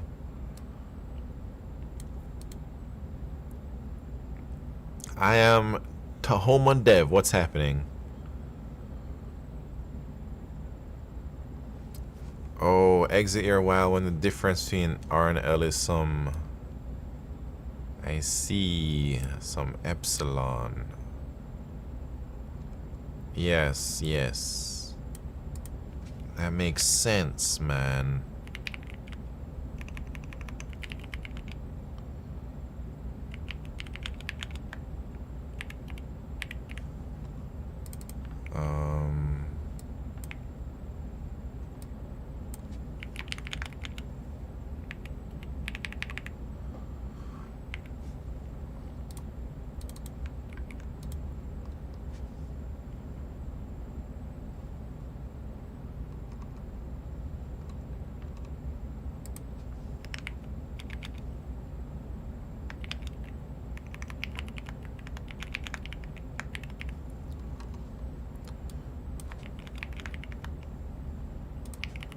Alright. Let me see what's up. Only LeetCode tonight? Yeah, only LeetCode tonight, man. Alright, that didn't work at all, huh? Because... that's the wrong sign.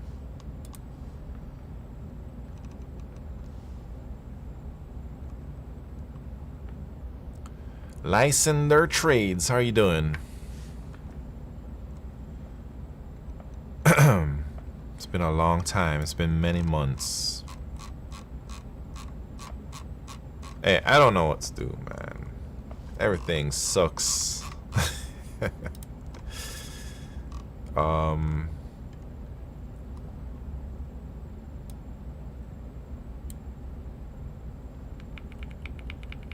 Alright, let me try something else here. I'm gonna try keeping this how it was, and then I'm gonna be like, oh, I think I had a double diff there. Jeez. Let me just do it this way. Double RL diff.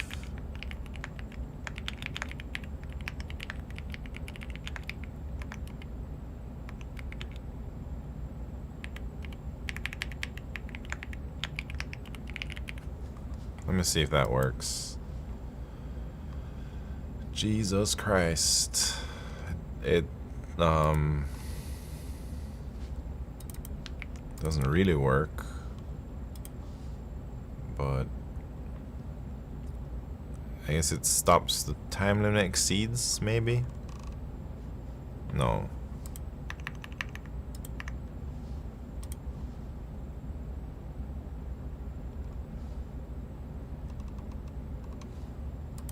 I really am struggling here. I ain't gonna lie.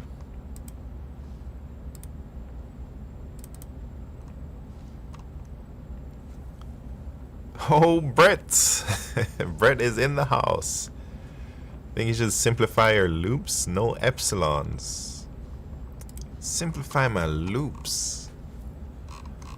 The while loops? Or these things?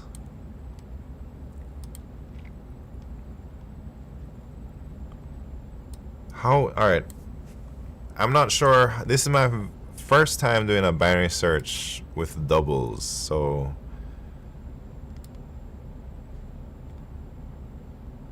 if the area is below the target, do one thing. Yeah, if the area if area below is greater than the target, we need to like bring the line down, right? So this is what I'm trying to accomplish.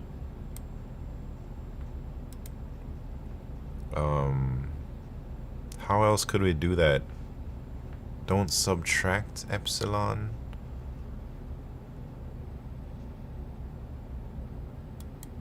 I mean, like multiply it by a percentage or something, like point times 0.999.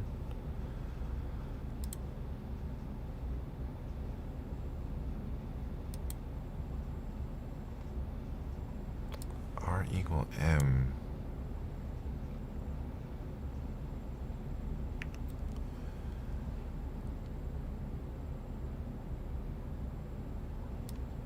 And then same here, but wait. Oh, I think that makes sense. Because the reason why I have that -1 +1 is because I've been working with whole integers this whole time. So like, the midpoint will always be an integer. So if the midpoint is a double, then maybe this will just take care of itself. We'll see.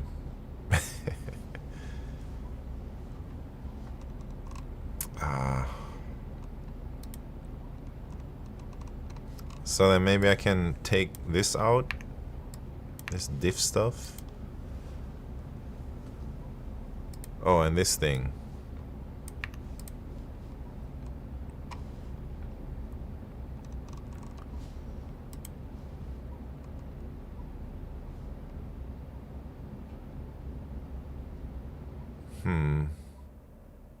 Time limit exceeded. Well, I also have this C out in the loop, but I think that's probably not the reason why.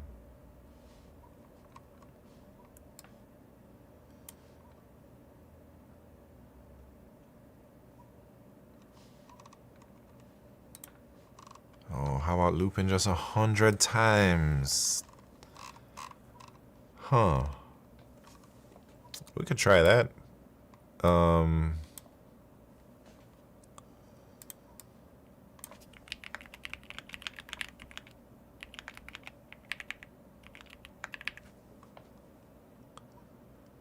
want to debug the other stuff before we get crazy.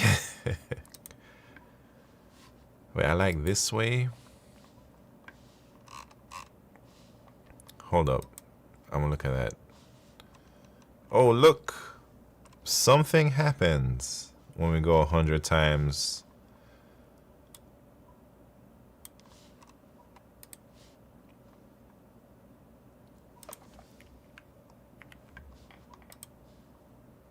Maybe it needs to go more than 100 times, or I'm gonna look at see what the diffs are.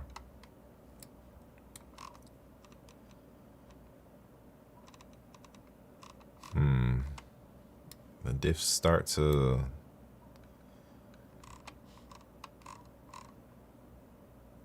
let's make 58 for 53.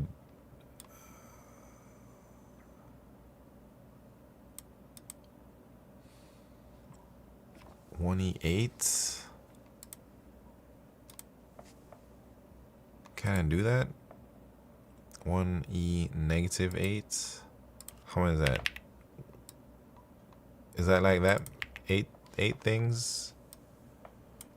Well, it says it in the description, right? Answers within this of the actual answer will be accepted. That's why it was there.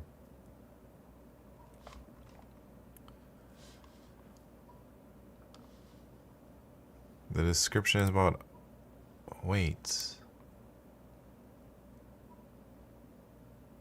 Wait, what do you mean? The description is about R and L, not about areas.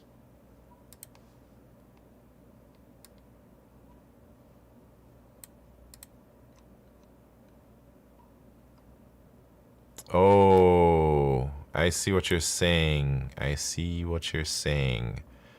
This answer is about the Y line. And the diff with the Y line should be within 10 to the -5th. But this diff is doing the area, which is different. So maybe it should be even smaller. Your starting R high enough. My starting R is the max of the Y plus the length. I guess I could make it +1 more for good luck. So let's see if the diff less than this will be okay. But it will. All right, we're running into the same issue. It starts to just become the same thing when the diff. Yeah, but it gets. Oh, the diffs are really big, and then the diffs get smaller and smaller and smaller, but then they just stay the same for a long time. So maybe like this R equal M stuff.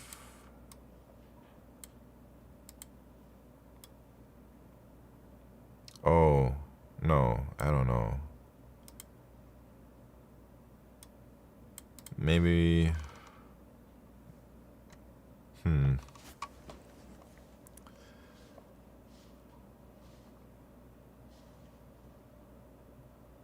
All right, so my area is really close. Can you paste code? Yeah. Sorry. Let me submit, and then I'll share the submission.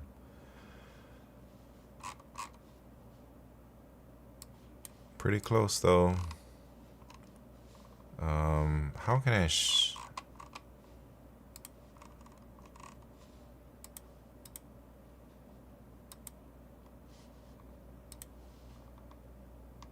maybe this?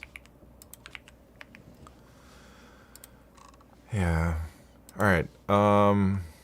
LeetWhale. Let me see what is this Python stuff, man?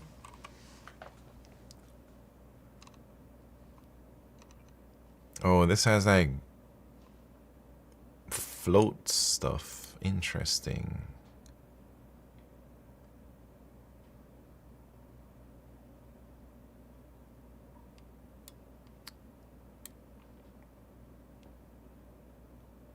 High minus error.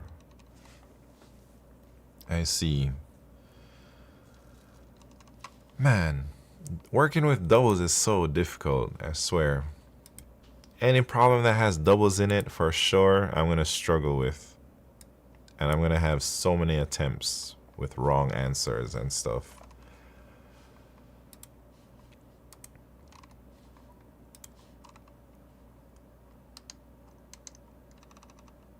All right. So 100 times should be good, because look, the last few times it doesn't even do anything.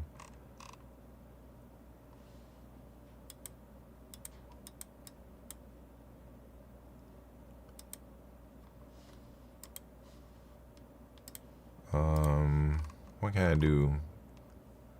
Maybe that epsilon thing.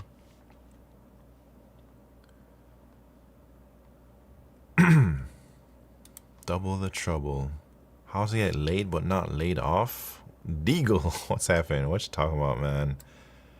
Madeline Patience, back to LeetCode. Yeah, for now. I plan to do other things besides LeetCode. But Mondays, Wednesdays, and Saturdays will be dedicated to LeetCode. How you doing, Madeline? Shiznits from YouTube. What's happening? I've been using a lot more Python lately instead of... What? Yeah, Python is cool, I guess. Useful for so many things. Also, hotkey, I see. I've been studying while you're streaming. I'm great. Hope you're doing well. Yeah, I'm doing the best I've ever been, I think. And so I'll be streaming a lot more soon. I'm just still working on setting up everything. Setting up the studio, setting up my house. And trying to get back into the LeetCode groove. I haven't really programmed in many months. 3 months, perhaps. So I'm no idea how to do anything anymore. And I'm struggling right now. So Brett says to get rid of that epsilon stuff. But maybe we need it. All right, if area is below the target. We need to bring it up. I'm gonna put it back in, even though Brett said take it out, just to see what happens with these last few numbers there.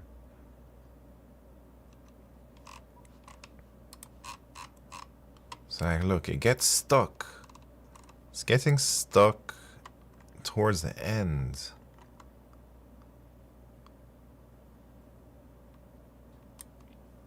Try 200? Wait. Well, I don't think 200 will work because the diff is always the same towards the end of the loop. And I suspect, I mean, even with the epsilon stuff in there. See? Like it's all, the diff is always the same in the last like 100 iterations. If you just return L or R, your solution works.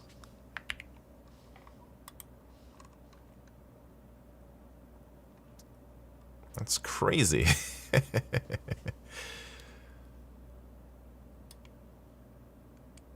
So, alright, LeetWill's been telling me to do that for like 20 minutes now, but I thought it was the same as doing this, but I guess this diff thing isn't getting triggered because it doesn't specify what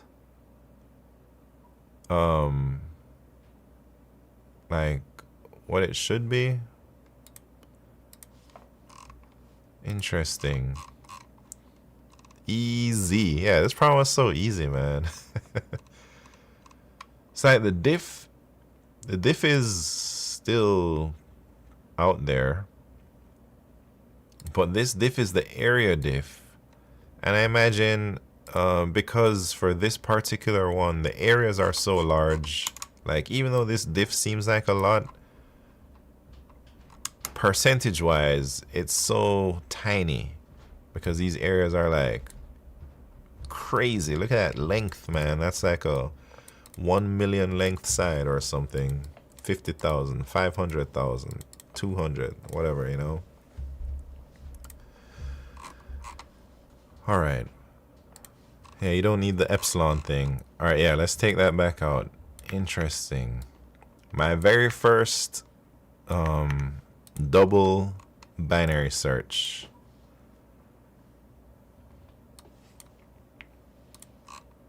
Thank you very much for all the help, everybody. Did it work? Look at that. One of the slowest solutions out there, because I still have this C out. Let me take that out. Alright, now let's see. Still not terrible, but not super up there.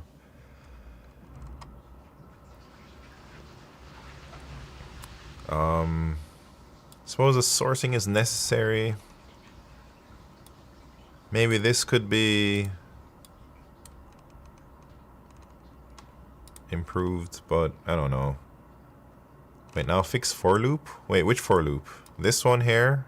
Or my calculate area for loop? What do you mean fix it?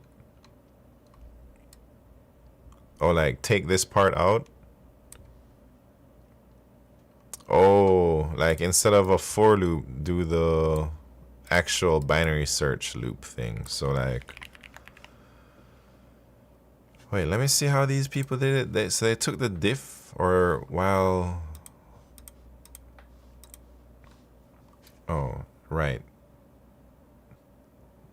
So while the diff, I guess that's the same as whatever is in this template, right?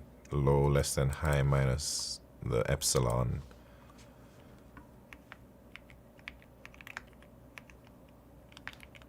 I'll just do it this way. Can I just type it 1e negative 5? Let's see.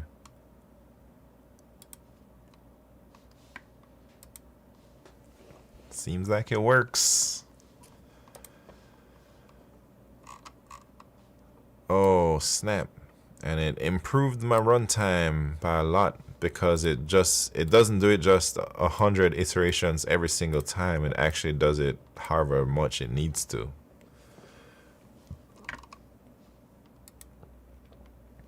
Very good, man. That drains me.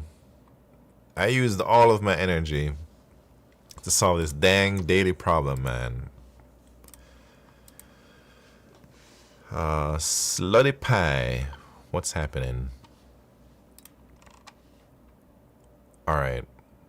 I don't know what to do now.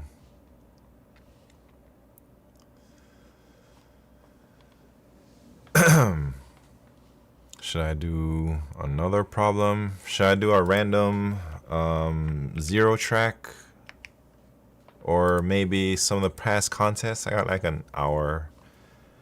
I guess I could hit the last contest. I'll just come by and say hi. Wait, Nordic track? What? What are you talking about?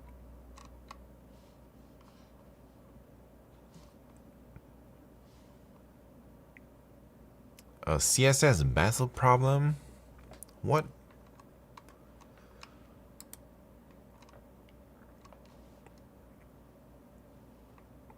Dang, what the hell?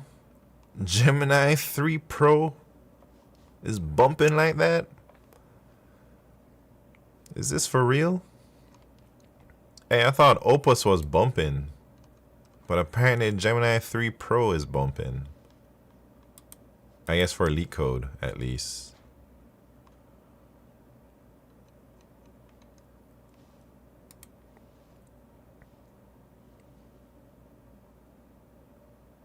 Dang, how is 3 Flash mean?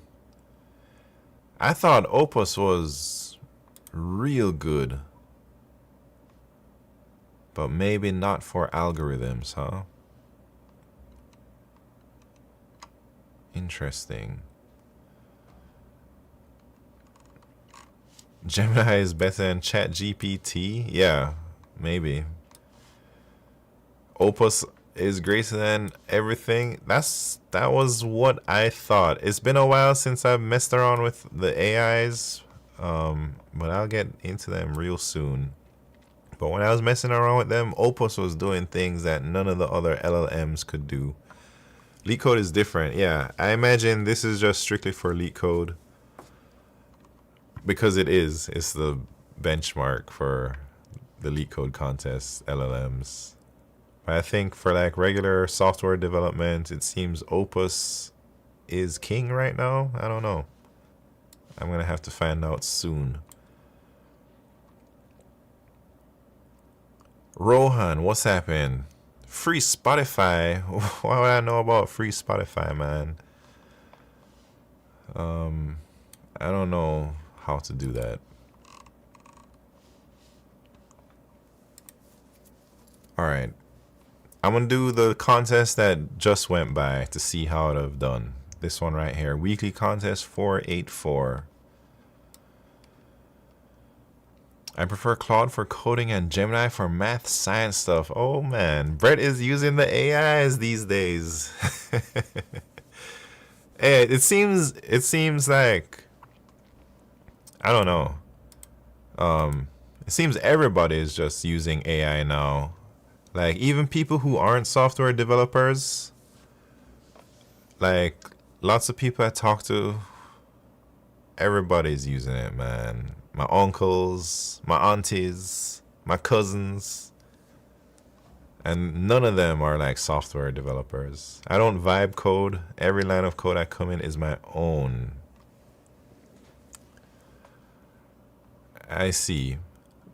I mean, alright, maybe it's not full-on vibe coding, but I imagine you ask the AI to like, hey, write me a function that, I don't know, does something, and then you just look over it and it looks good and you use it. Or yeah, I'm curious. I check every line. I see this. Yeah, I'd say I like vibe coding. I think it's very fun to vibe code, but I don't know, at work when I had a job, I don't think I just submit anything to the code base without like actually reviewing the AI code, you know.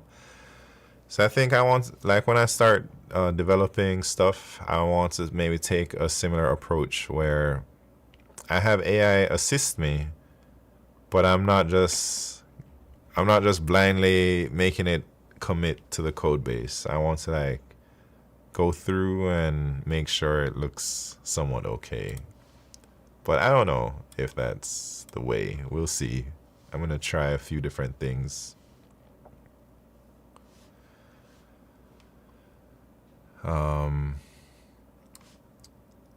Rohan says, "What's your expertise?" I don't really have any, man. I'm just a guy. My expertise is not finding free Spotify, though. That's for sure. Maybe back in the days when Napster was around.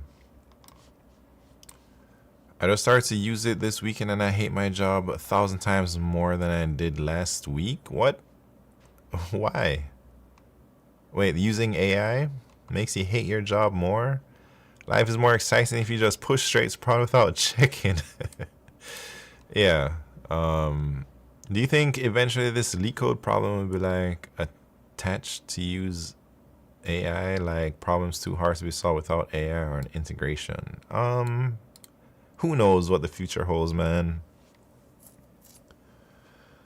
I more or less vibe coded one proof of concept and that was useful. Oh, nice.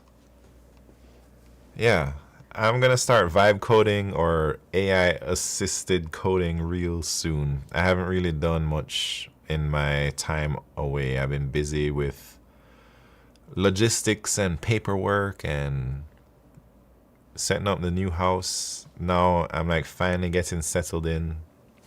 So software development streams coming soon.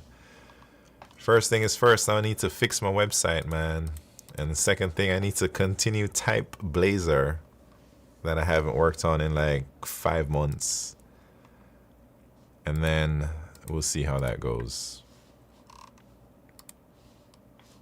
This is gonna be my warm-up, like working on my website and making type Blazor. I'd say these are like my warm-up projects before I get into something more serious. So I think next week I'll start doing that on a strict schedule, 5 days a week, for a few hours a day.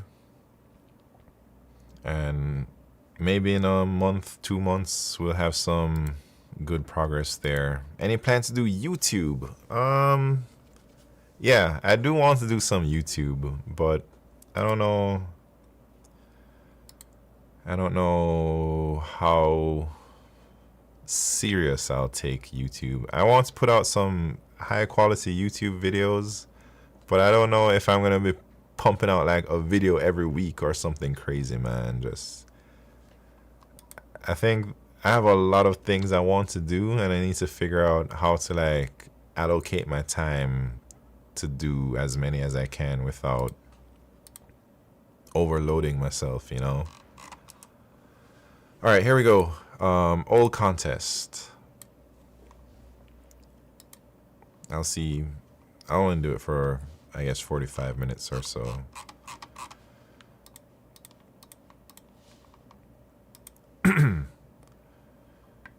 You got a Google Day in the Life vlog saved? Actually, I do, man. That's probably the first. As soon as I get my severance check, I'm gonna upload that video, man. Because all right, my last day at Google, I went around with my camera and my phone, and I was like recording everything. I was showing you guys the whole office everywhere.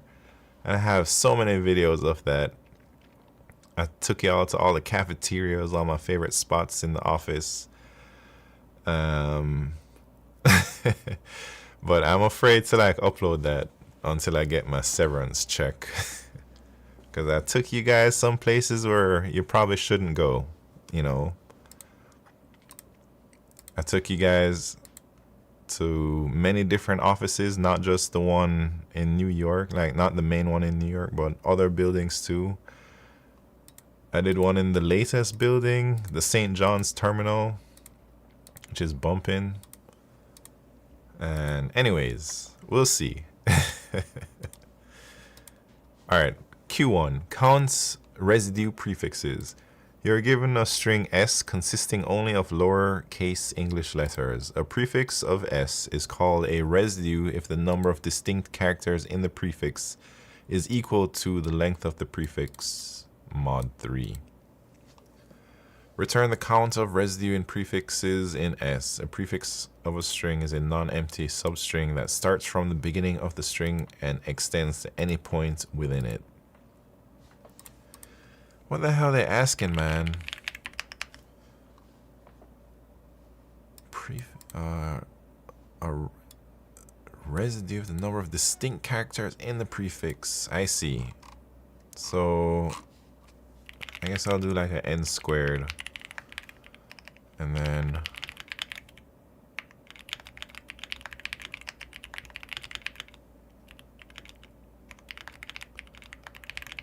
I'll make a set of characters. How do you make a set, man? Unordered set char.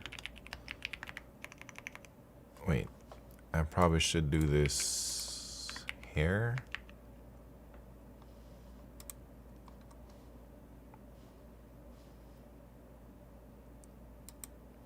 So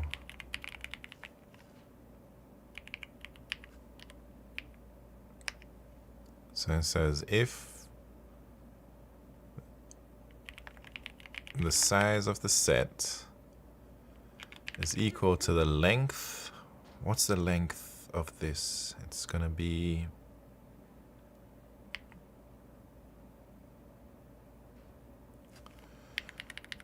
J plus 1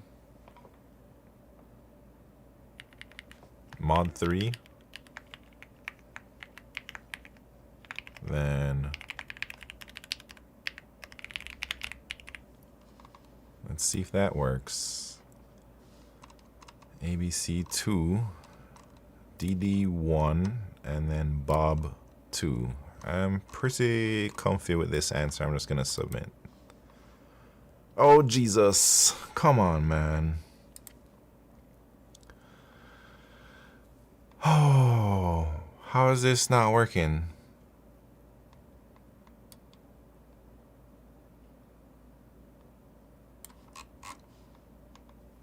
You have a new job now or just chilling? I guess you can say I'm just chilling. No job, just chilling. Hey, how did this not work? F.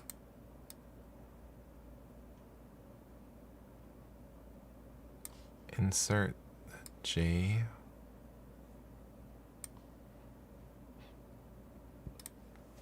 I don't know.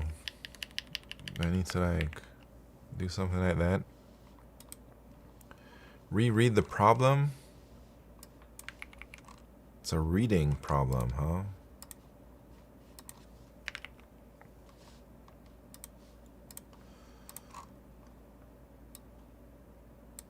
Return the counts of residue prefixes. Oh. I see. So maybe I'm like counting more than I should.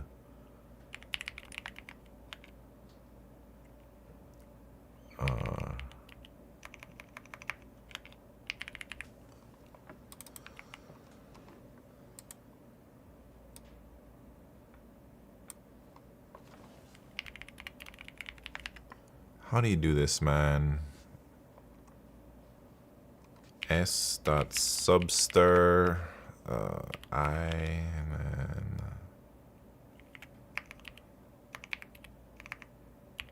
who knows? J minus I plus 1? Who knows what the hell I'm doing?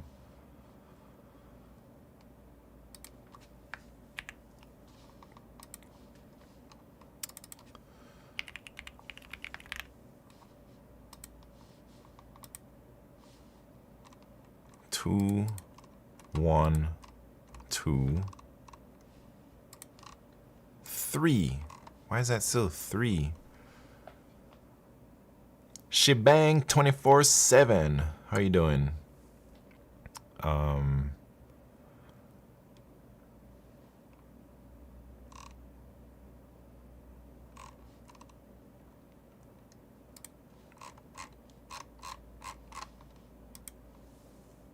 do I get 3 here?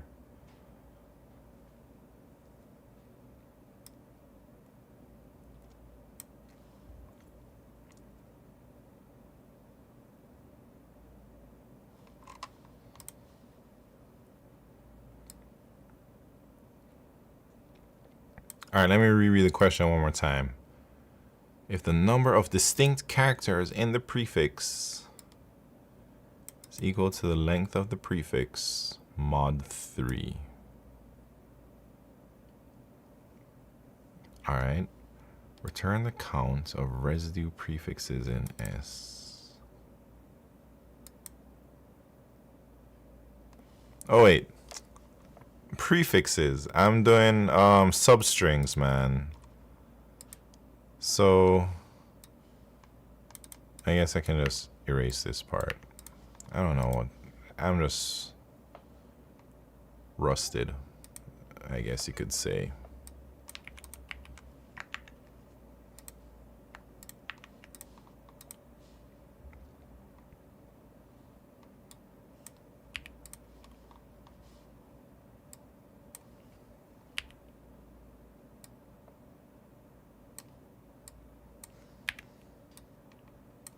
All right.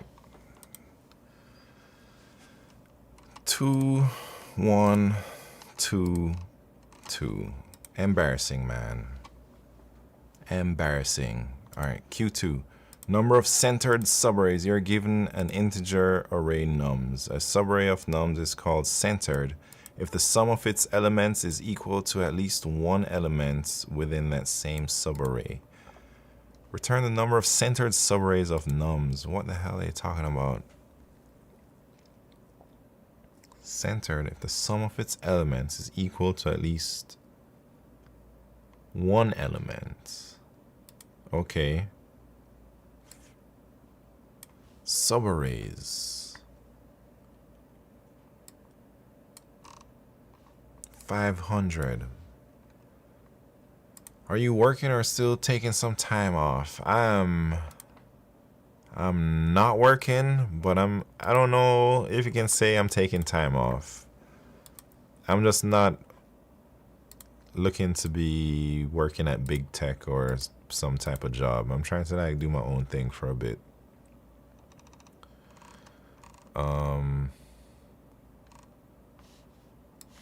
Oh, you counted all substrings starting at every index instead of only prefix. Yeah, that was exactly what I was doing. I was doing substrings instead. So, all right, this one is subarrays for sure. So then, the number of, all right, I'm thinking prefix sums. And I don't know, but maybe not because it's 500 and I can do an n squared subarray. All right, let me try this. Maybe this is like the same thing I was doing in the last one now. This.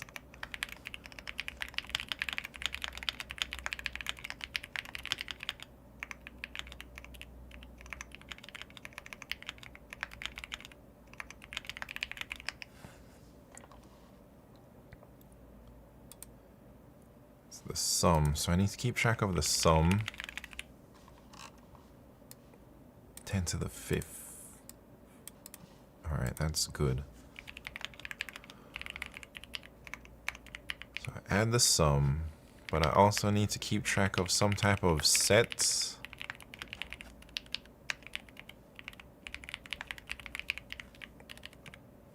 Right?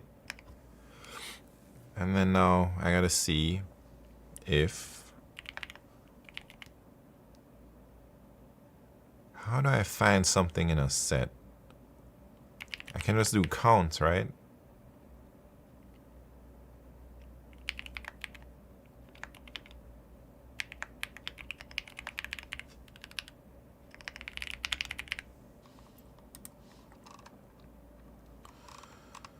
5, 2.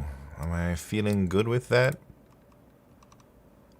Spoopdy, welcome to the party. I'm about to submit this. Man, that was too easy for a Q2, man. That's crazy. Well, from what I remember, Q2s were like when I stopped taking contests, Q2s were getting crazy, man. All right, Q3, count Caesar cipher pairs. You're given an array words of n strings. Each string has length m and contains only lowercase English letters. Two strings, s and t, are similar if we can apply the following operation any number of times, possibly 0, so that s and t become equal. Choose either s or t. Replace every letter in the chosen string with the next letter in the alphabet cyclically. The next letter after Z is A. Count the number of pairs of indices such that I less than J, words I and words J are similar. Return an integer denoting the number of such pairs. I mean, you just spent 2 hours on a double problem. Anything after that feel easy? Yeah. That problem was tough. All right. What? I don't understand what this question is asking yet.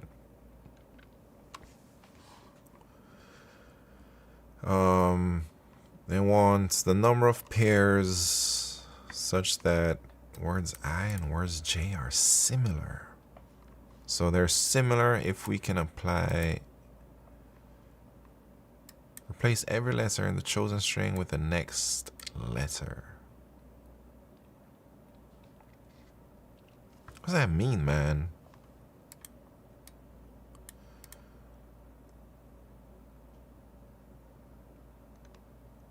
Oh, I see, I see. So fusion, each thing becomes 1. So just keep cycling through.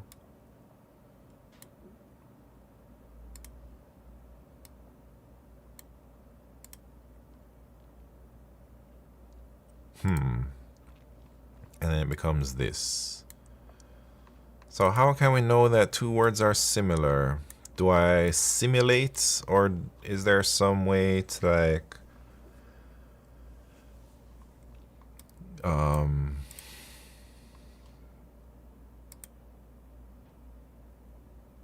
get the relative words, or like this word and this word is similar because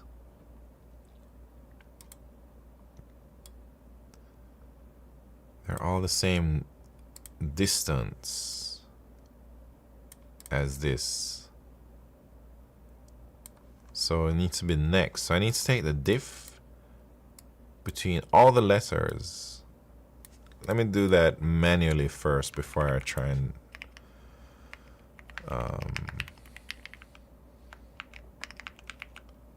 it's like if I took the diff of everything, let me see, A, B, C, D, E, F, G, H, I, J, K, L, M, N, O, P, W, X, Y, Z.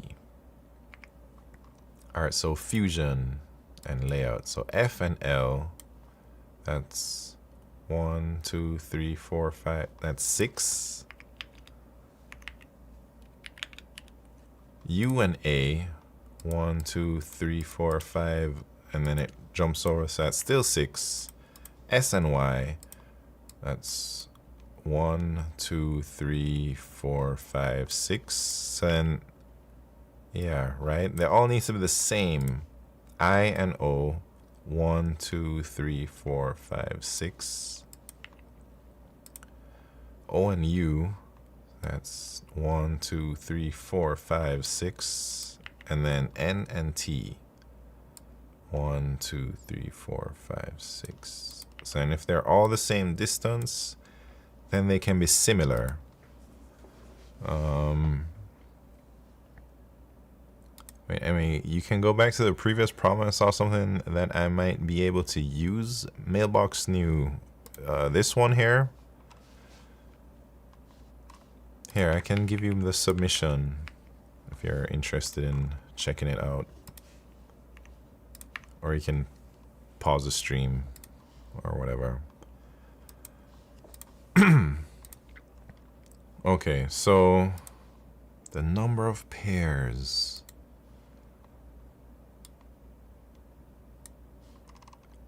Alright, alright. The word length is really long.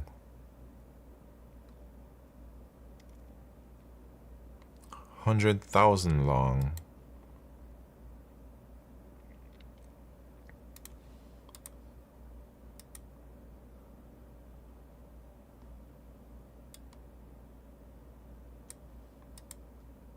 So how do I know? Hey, Stephen Code Stuff, welcome back. I'm doing virtual contest 484.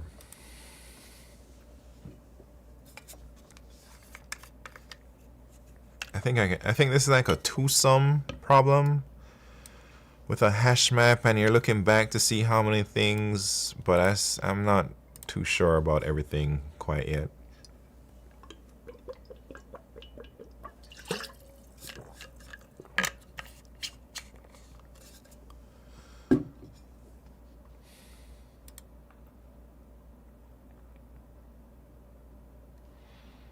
So I guess...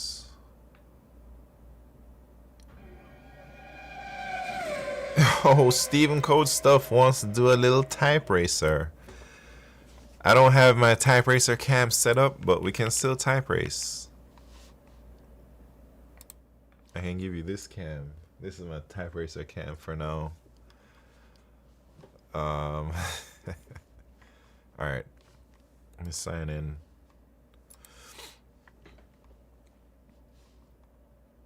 Do you love type racer? Sometimes. Alright. Here we go. Type racer. First type racer of the year. Nice angle. Thank you. First race is the warm-up. Second race is the championship round.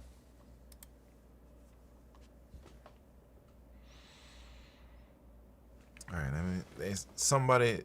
Man. Who said it? I forget who said. Somebody said your posture is really important. Oh yeah, I forgot. I gotta send a message in the Discord. Type racer.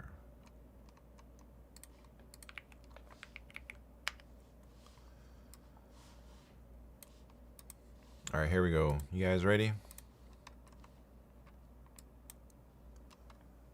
First race. Warm up.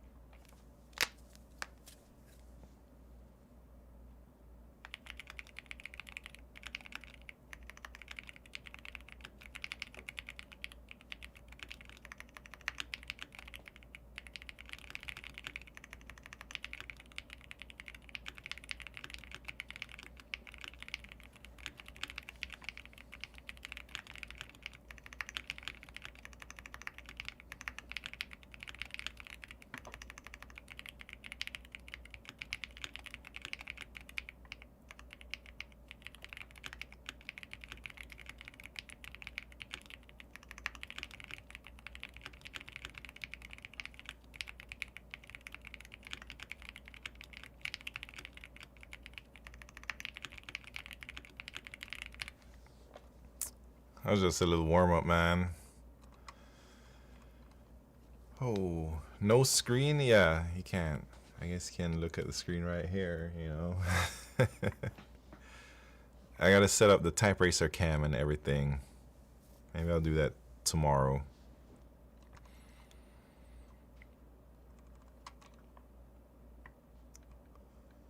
Alright, Madeline Patience, or Madeline of Rivia, with the win in the warm-up round. All right, now we got Colombia in the house. All right, here we go. Championship round. You guys ready? Oh yeah, this one's gonna be fast, maybe.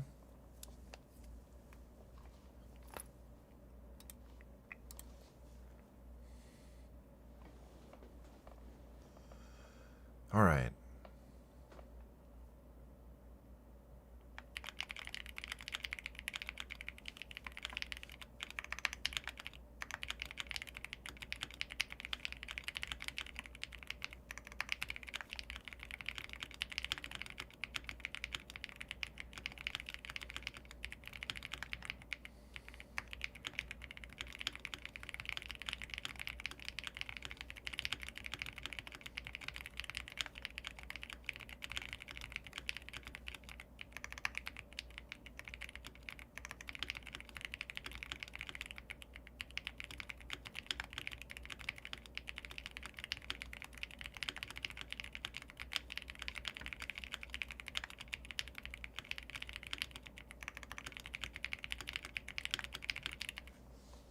Easy 104, man. Triple digits. Whew. All right, not bad. 95 and 94 for Madeline and Spoopdy. Clistar, 80 WPMs. All right, does my website still work with the type racer? I don't even remember the URL to add. Dang. I gotta add my own self on one day, but I don't remember how to add somebody.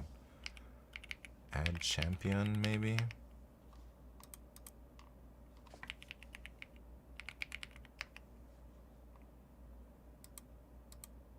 I have to check it out, man. I forget the link.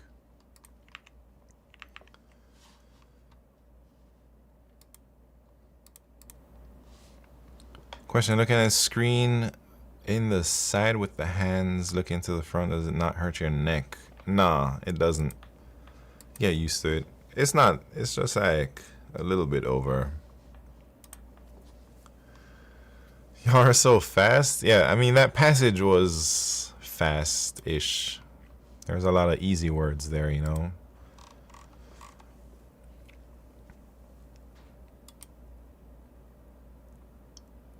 All right, so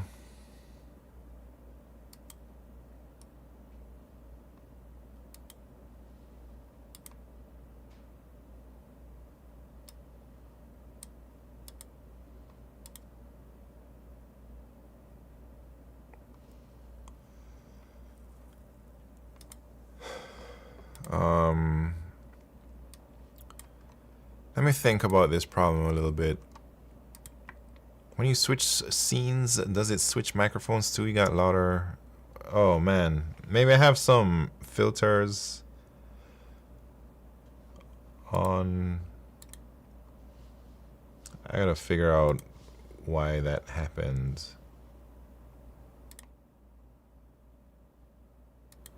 I don't know. Oh, Q Ultimus in the house. What's happened? Yeah, I gotta do some debugging with my stream setup. But I'll look into that, Spoopdy. Thanks.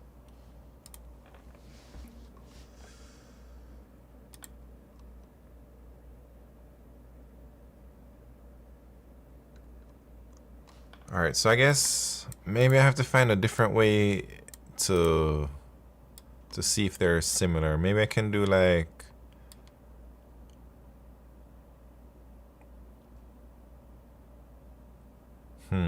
the distance between these. No. How do I know that they're similar, man? Like all of these would be similar.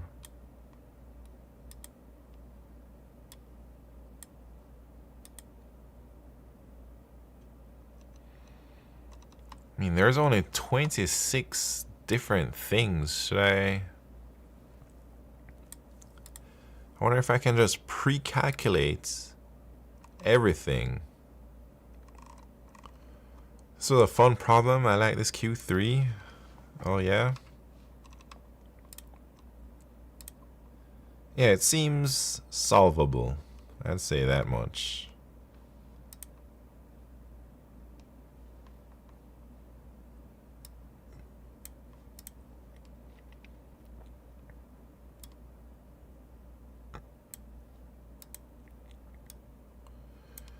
A and B and Z and A are similar.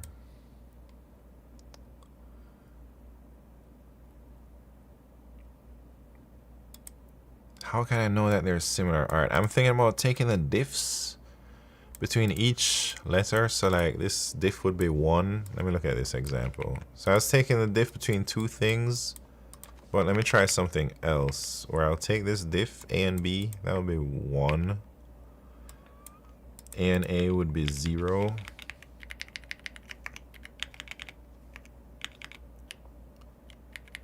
Z and A, that would be 1, and this would be 0, right? So it's like now when I reduce it to that, you just count the thing before it, right?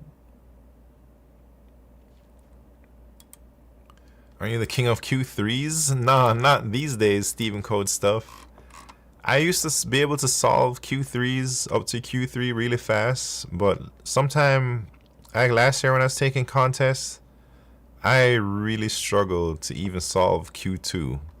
So, I don't know if I'm that good at LeetCode these days, man.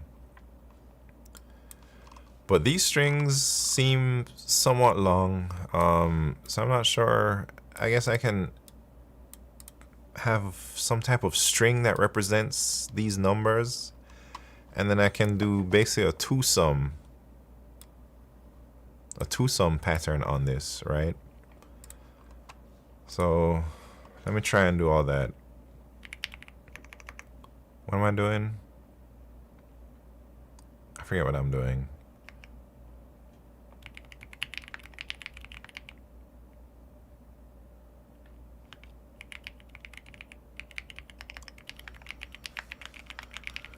So I'm iterating over the words, and I'm going to try and like encode this into some string that represents the distance between like the letters, right? So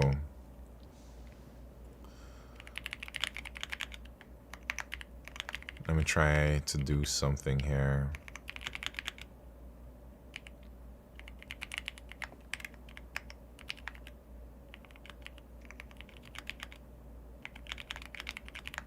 So I'm starting from the second letter, and I'd like to take the difference. So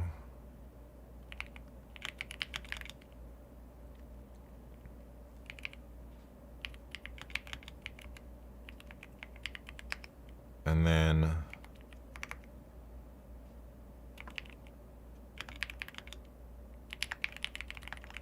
can't do that, man.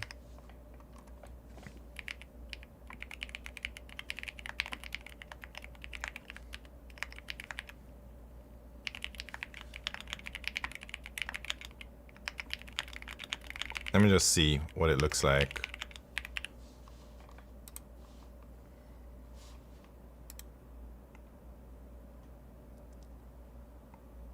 It's just me that lost sound on YouTube? Lost sound on YouTube? I don't know, man. I have to check it out.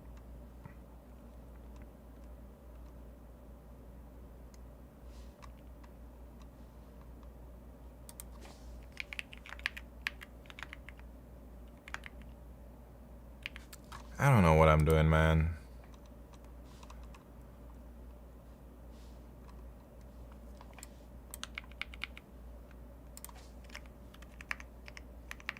Oh shit. What did I do?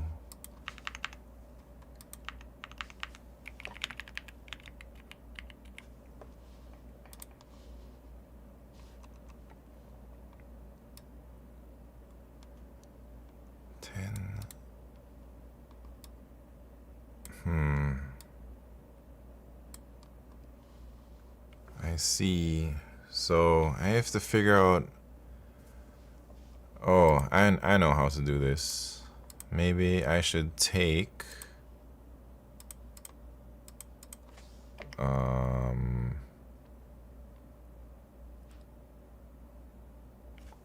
absolute diff. No. Because I think like 15 and negative 11 are quite similar.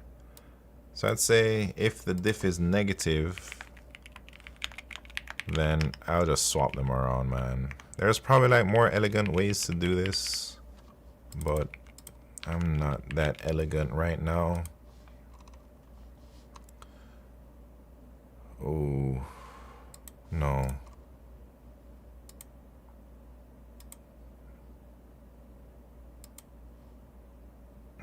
That's not what I'm looking. It's 26 minus that. Is that how it works? Now they're looking similar. So let's try it.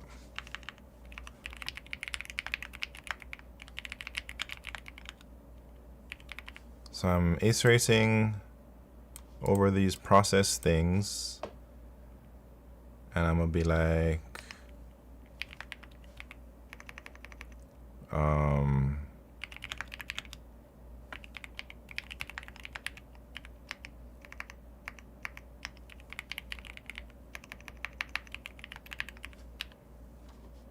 yeah, I'm gonna try that.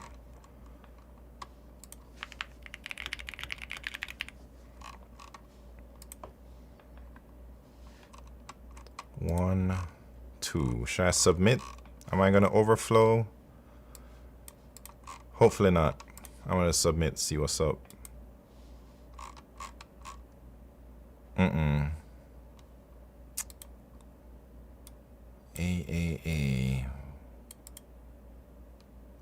Where did I mess up here? How many pairs? So that should be one, and then that should be 3. That's crazy that this doesn't work for this test case. Because they're all the same.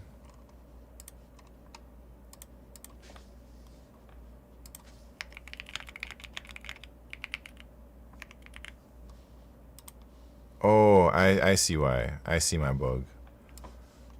So because they're only one letter, then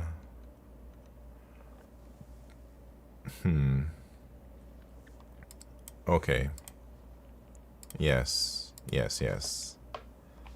Absolutely, because this starts at 0. So how can I, yeah, I guess I can be like, if n equal 1, cur.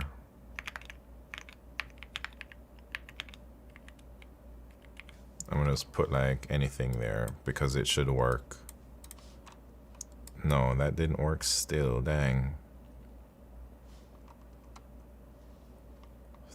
If the length of the string is 1,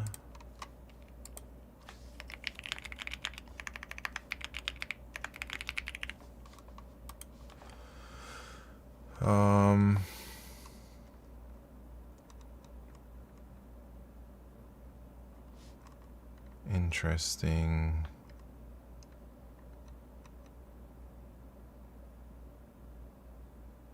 I guess it doesn't, that part shouldn't matter really, right? Since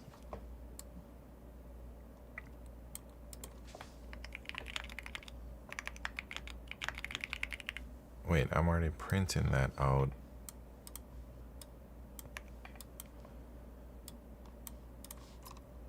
One, two, three.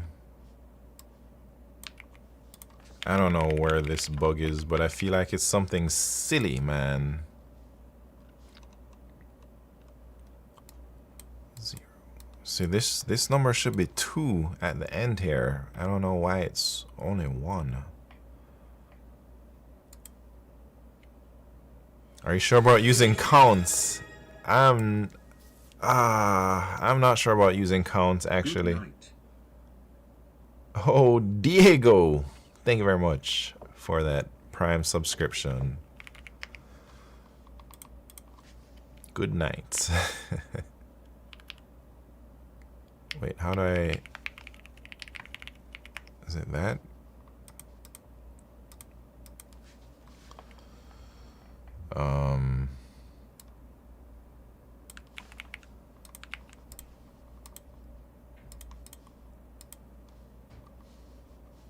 Yes. Where was I? Yeah. This is actually very wrong. Thank you. There we go. Hey, Q Ultimus, thank you very much for the sub. Man, Q3 too easy, man. Too easy. I'm just a bit rusty. Alright. How do I do this?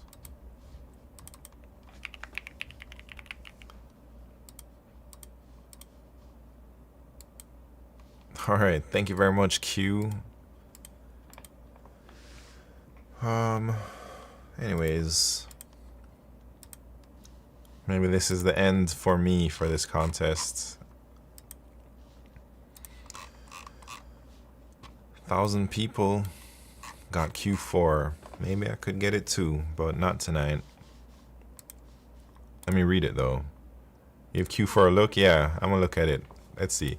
Maximum bitwise and after increment operations. You're given an integer array nums and 2 integers k and m. You may perform at most k operations. In one operation, you may choose any index I and increase nums I by 1. Return an integer denoting the maximum possible bitwise and of any subset of size m after performing up to k operations optimally.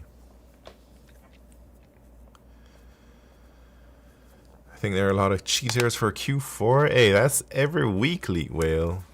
I haven't really been keeping up with the contests. Like when I'm disconnected, I don't even look at LeetCode, daily problem, nothing, man. So I have no idea what's been going on.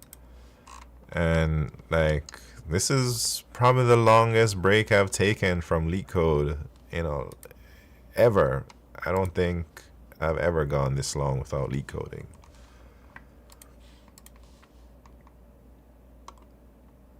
I ignore the ranks for the most part nowadays. Yeah.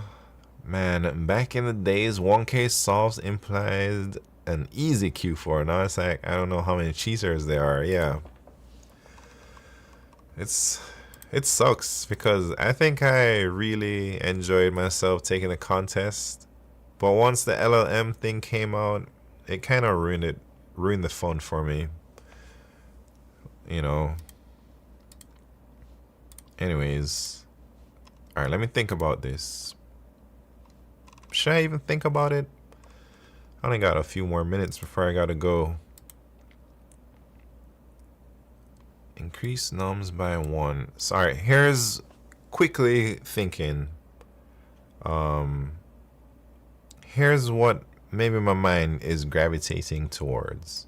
So since we can only do up to k operations, we need the maximum possible bitwise and. So we need to figure out some way well,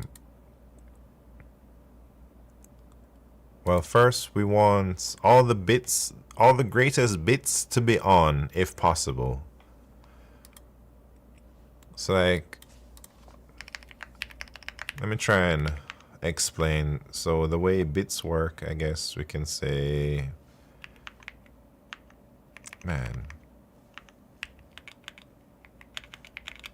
So these would be like bit values. So 3 would just be 1 1, right? Alright, I should just get rid of the 0 value. 1 would just be 1, and then 2 would be like that. So this says k equal 8 and m equal 2.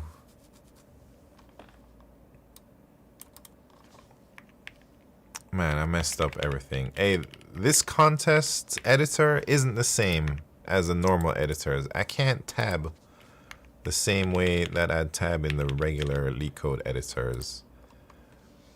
But I imagine I'd try and get the greatest bit column formed all ones first. So if we incremented a 3 by 1, we can get that. If we incremented the 1 once, it would be 2. And then we can get the 4 on. So we'd spend like 3 moves to get the 4 on. And then this one would spend 2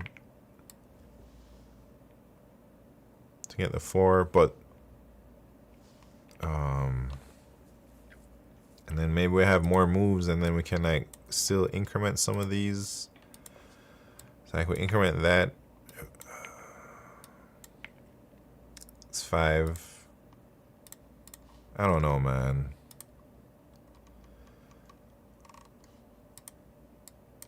This one is saying 6. Anyways, I'm not gonna do it. But it's something to do with those bits for sure.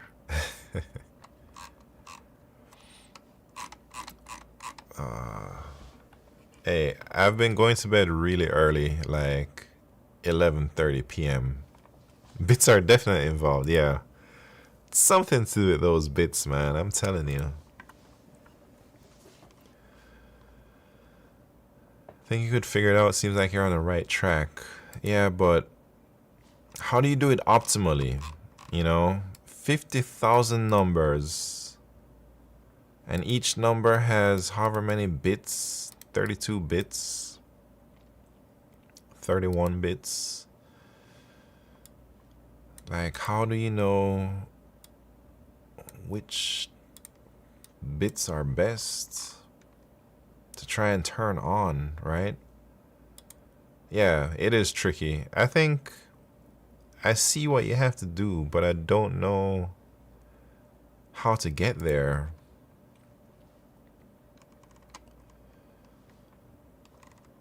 Wait, what's the M value?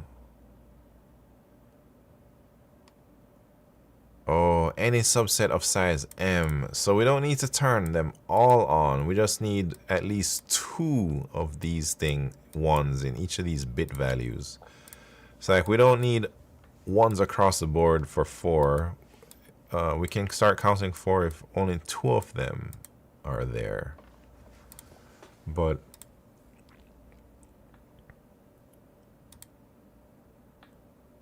yeah, but how do you know like which are the best numbers to put into M, like your M subset, you know?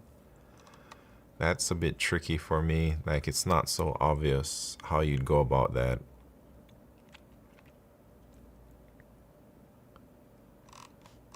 Anyways, that's all for today, man.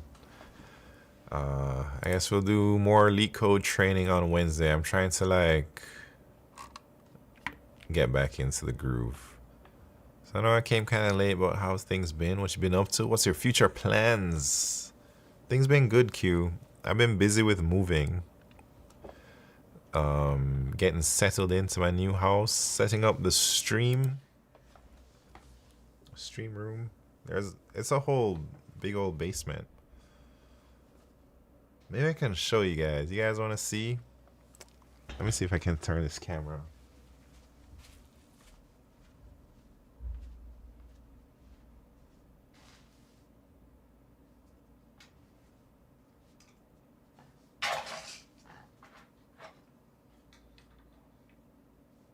See my basement?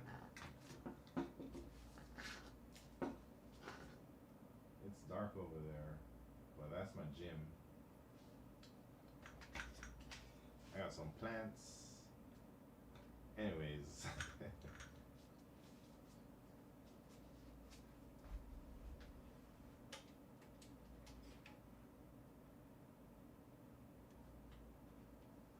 Hey, alright.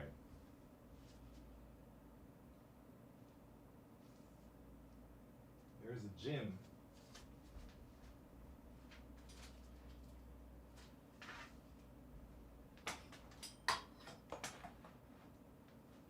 Can you see that? It's crazy.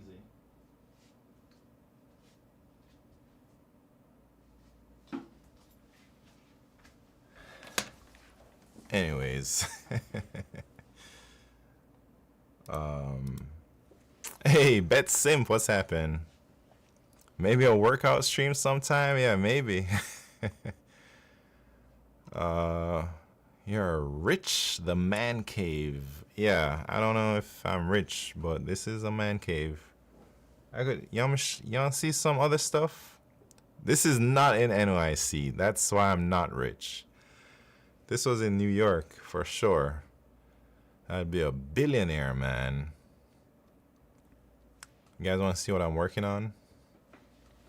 Let me go back to the camera.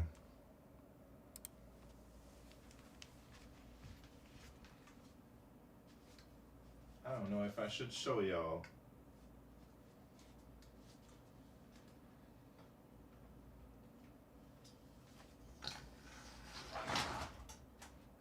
I don't think it can reach, man.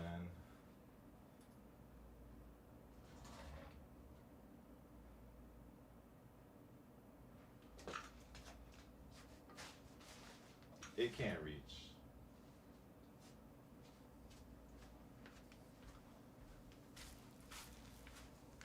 It can't reach. The camera can't reach over there. Am I married? I am married. You also have power tools? No, I don't have any power tools. I'm building a little greenhouse in the basement. I'm trying to grow some fresh vegetables, you know?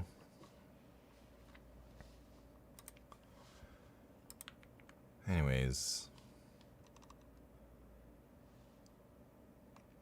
Q4 is a greedy problem. Iterate from the highest bit possible to the lowest bit and see if you can get at least M numbers to have the nth bit set while keeping track of the numbers that you've used. Yeah, I guess that's where my mind was going, but it still seems difficult to implement all of that. Where am I now? I haven't said where I am. It's a secret. I'm underground right now. Maybe I'll tell you guys one day, or maybe somebody will figure it out, or I'll go on Google Maps and it's gonna show my location and I'll dox myself. Yeah, my room is a lot larger, man. There's a whole lot of space down here.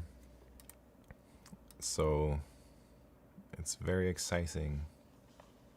Tired of New York, man. Tired of that small ass apartment.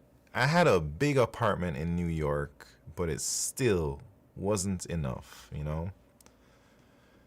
One day I will build a man cave, yeah. I will finish mine one day. I got a darts board, so I've been playing a little bit of darts. I was planning to get a pool table down here, but I think I'm not gonna do that anymore, unfortunately. I'm gonna become a gardener instead. And I guess I got my gym down here. Last pool table I had just took too much room. Yeah, I think I kind of spent too much money. Do you have a backyard? Of course I got a backyard, man. Come on. Think I got a basement like this without a backyard? Yeah. It's not a crazy backyard though. My basement is actually a lot bigger than my backyard. I'm not gonna lie. You can get an operation going. Hey, maybe if it was like 1999, but the year is 2026, and that type of stuff isn't the same as it used to be, you know? Anyways, I gotta go, guys, but I will be back on Wednesday, and then starting next week, I'm gonna be doing co-working streams as well as the algorithm streams. So starting next week, I'll be streaming twice a day on some days, like Mondays, Wednesdays. I'll be streaming 2 times in the day. Well, that's it. That's all.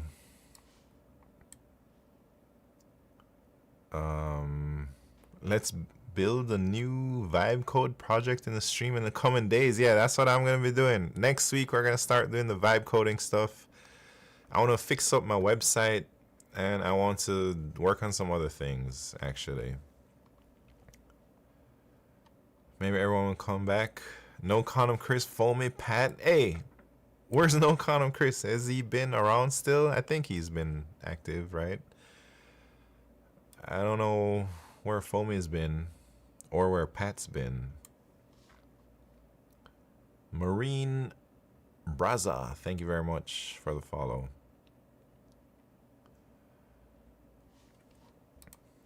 Anyways, all right, everybody. Q Ultimus, Leet Whale, Howling Fans. See you later. I think he got a girlfriend. Wait, who? Who got a girlfriend? No Condom Chris got a girlfriend. Forget about us.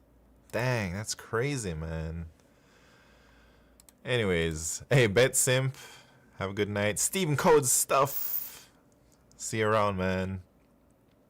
Who else is out there? YouTube people. Shiznits.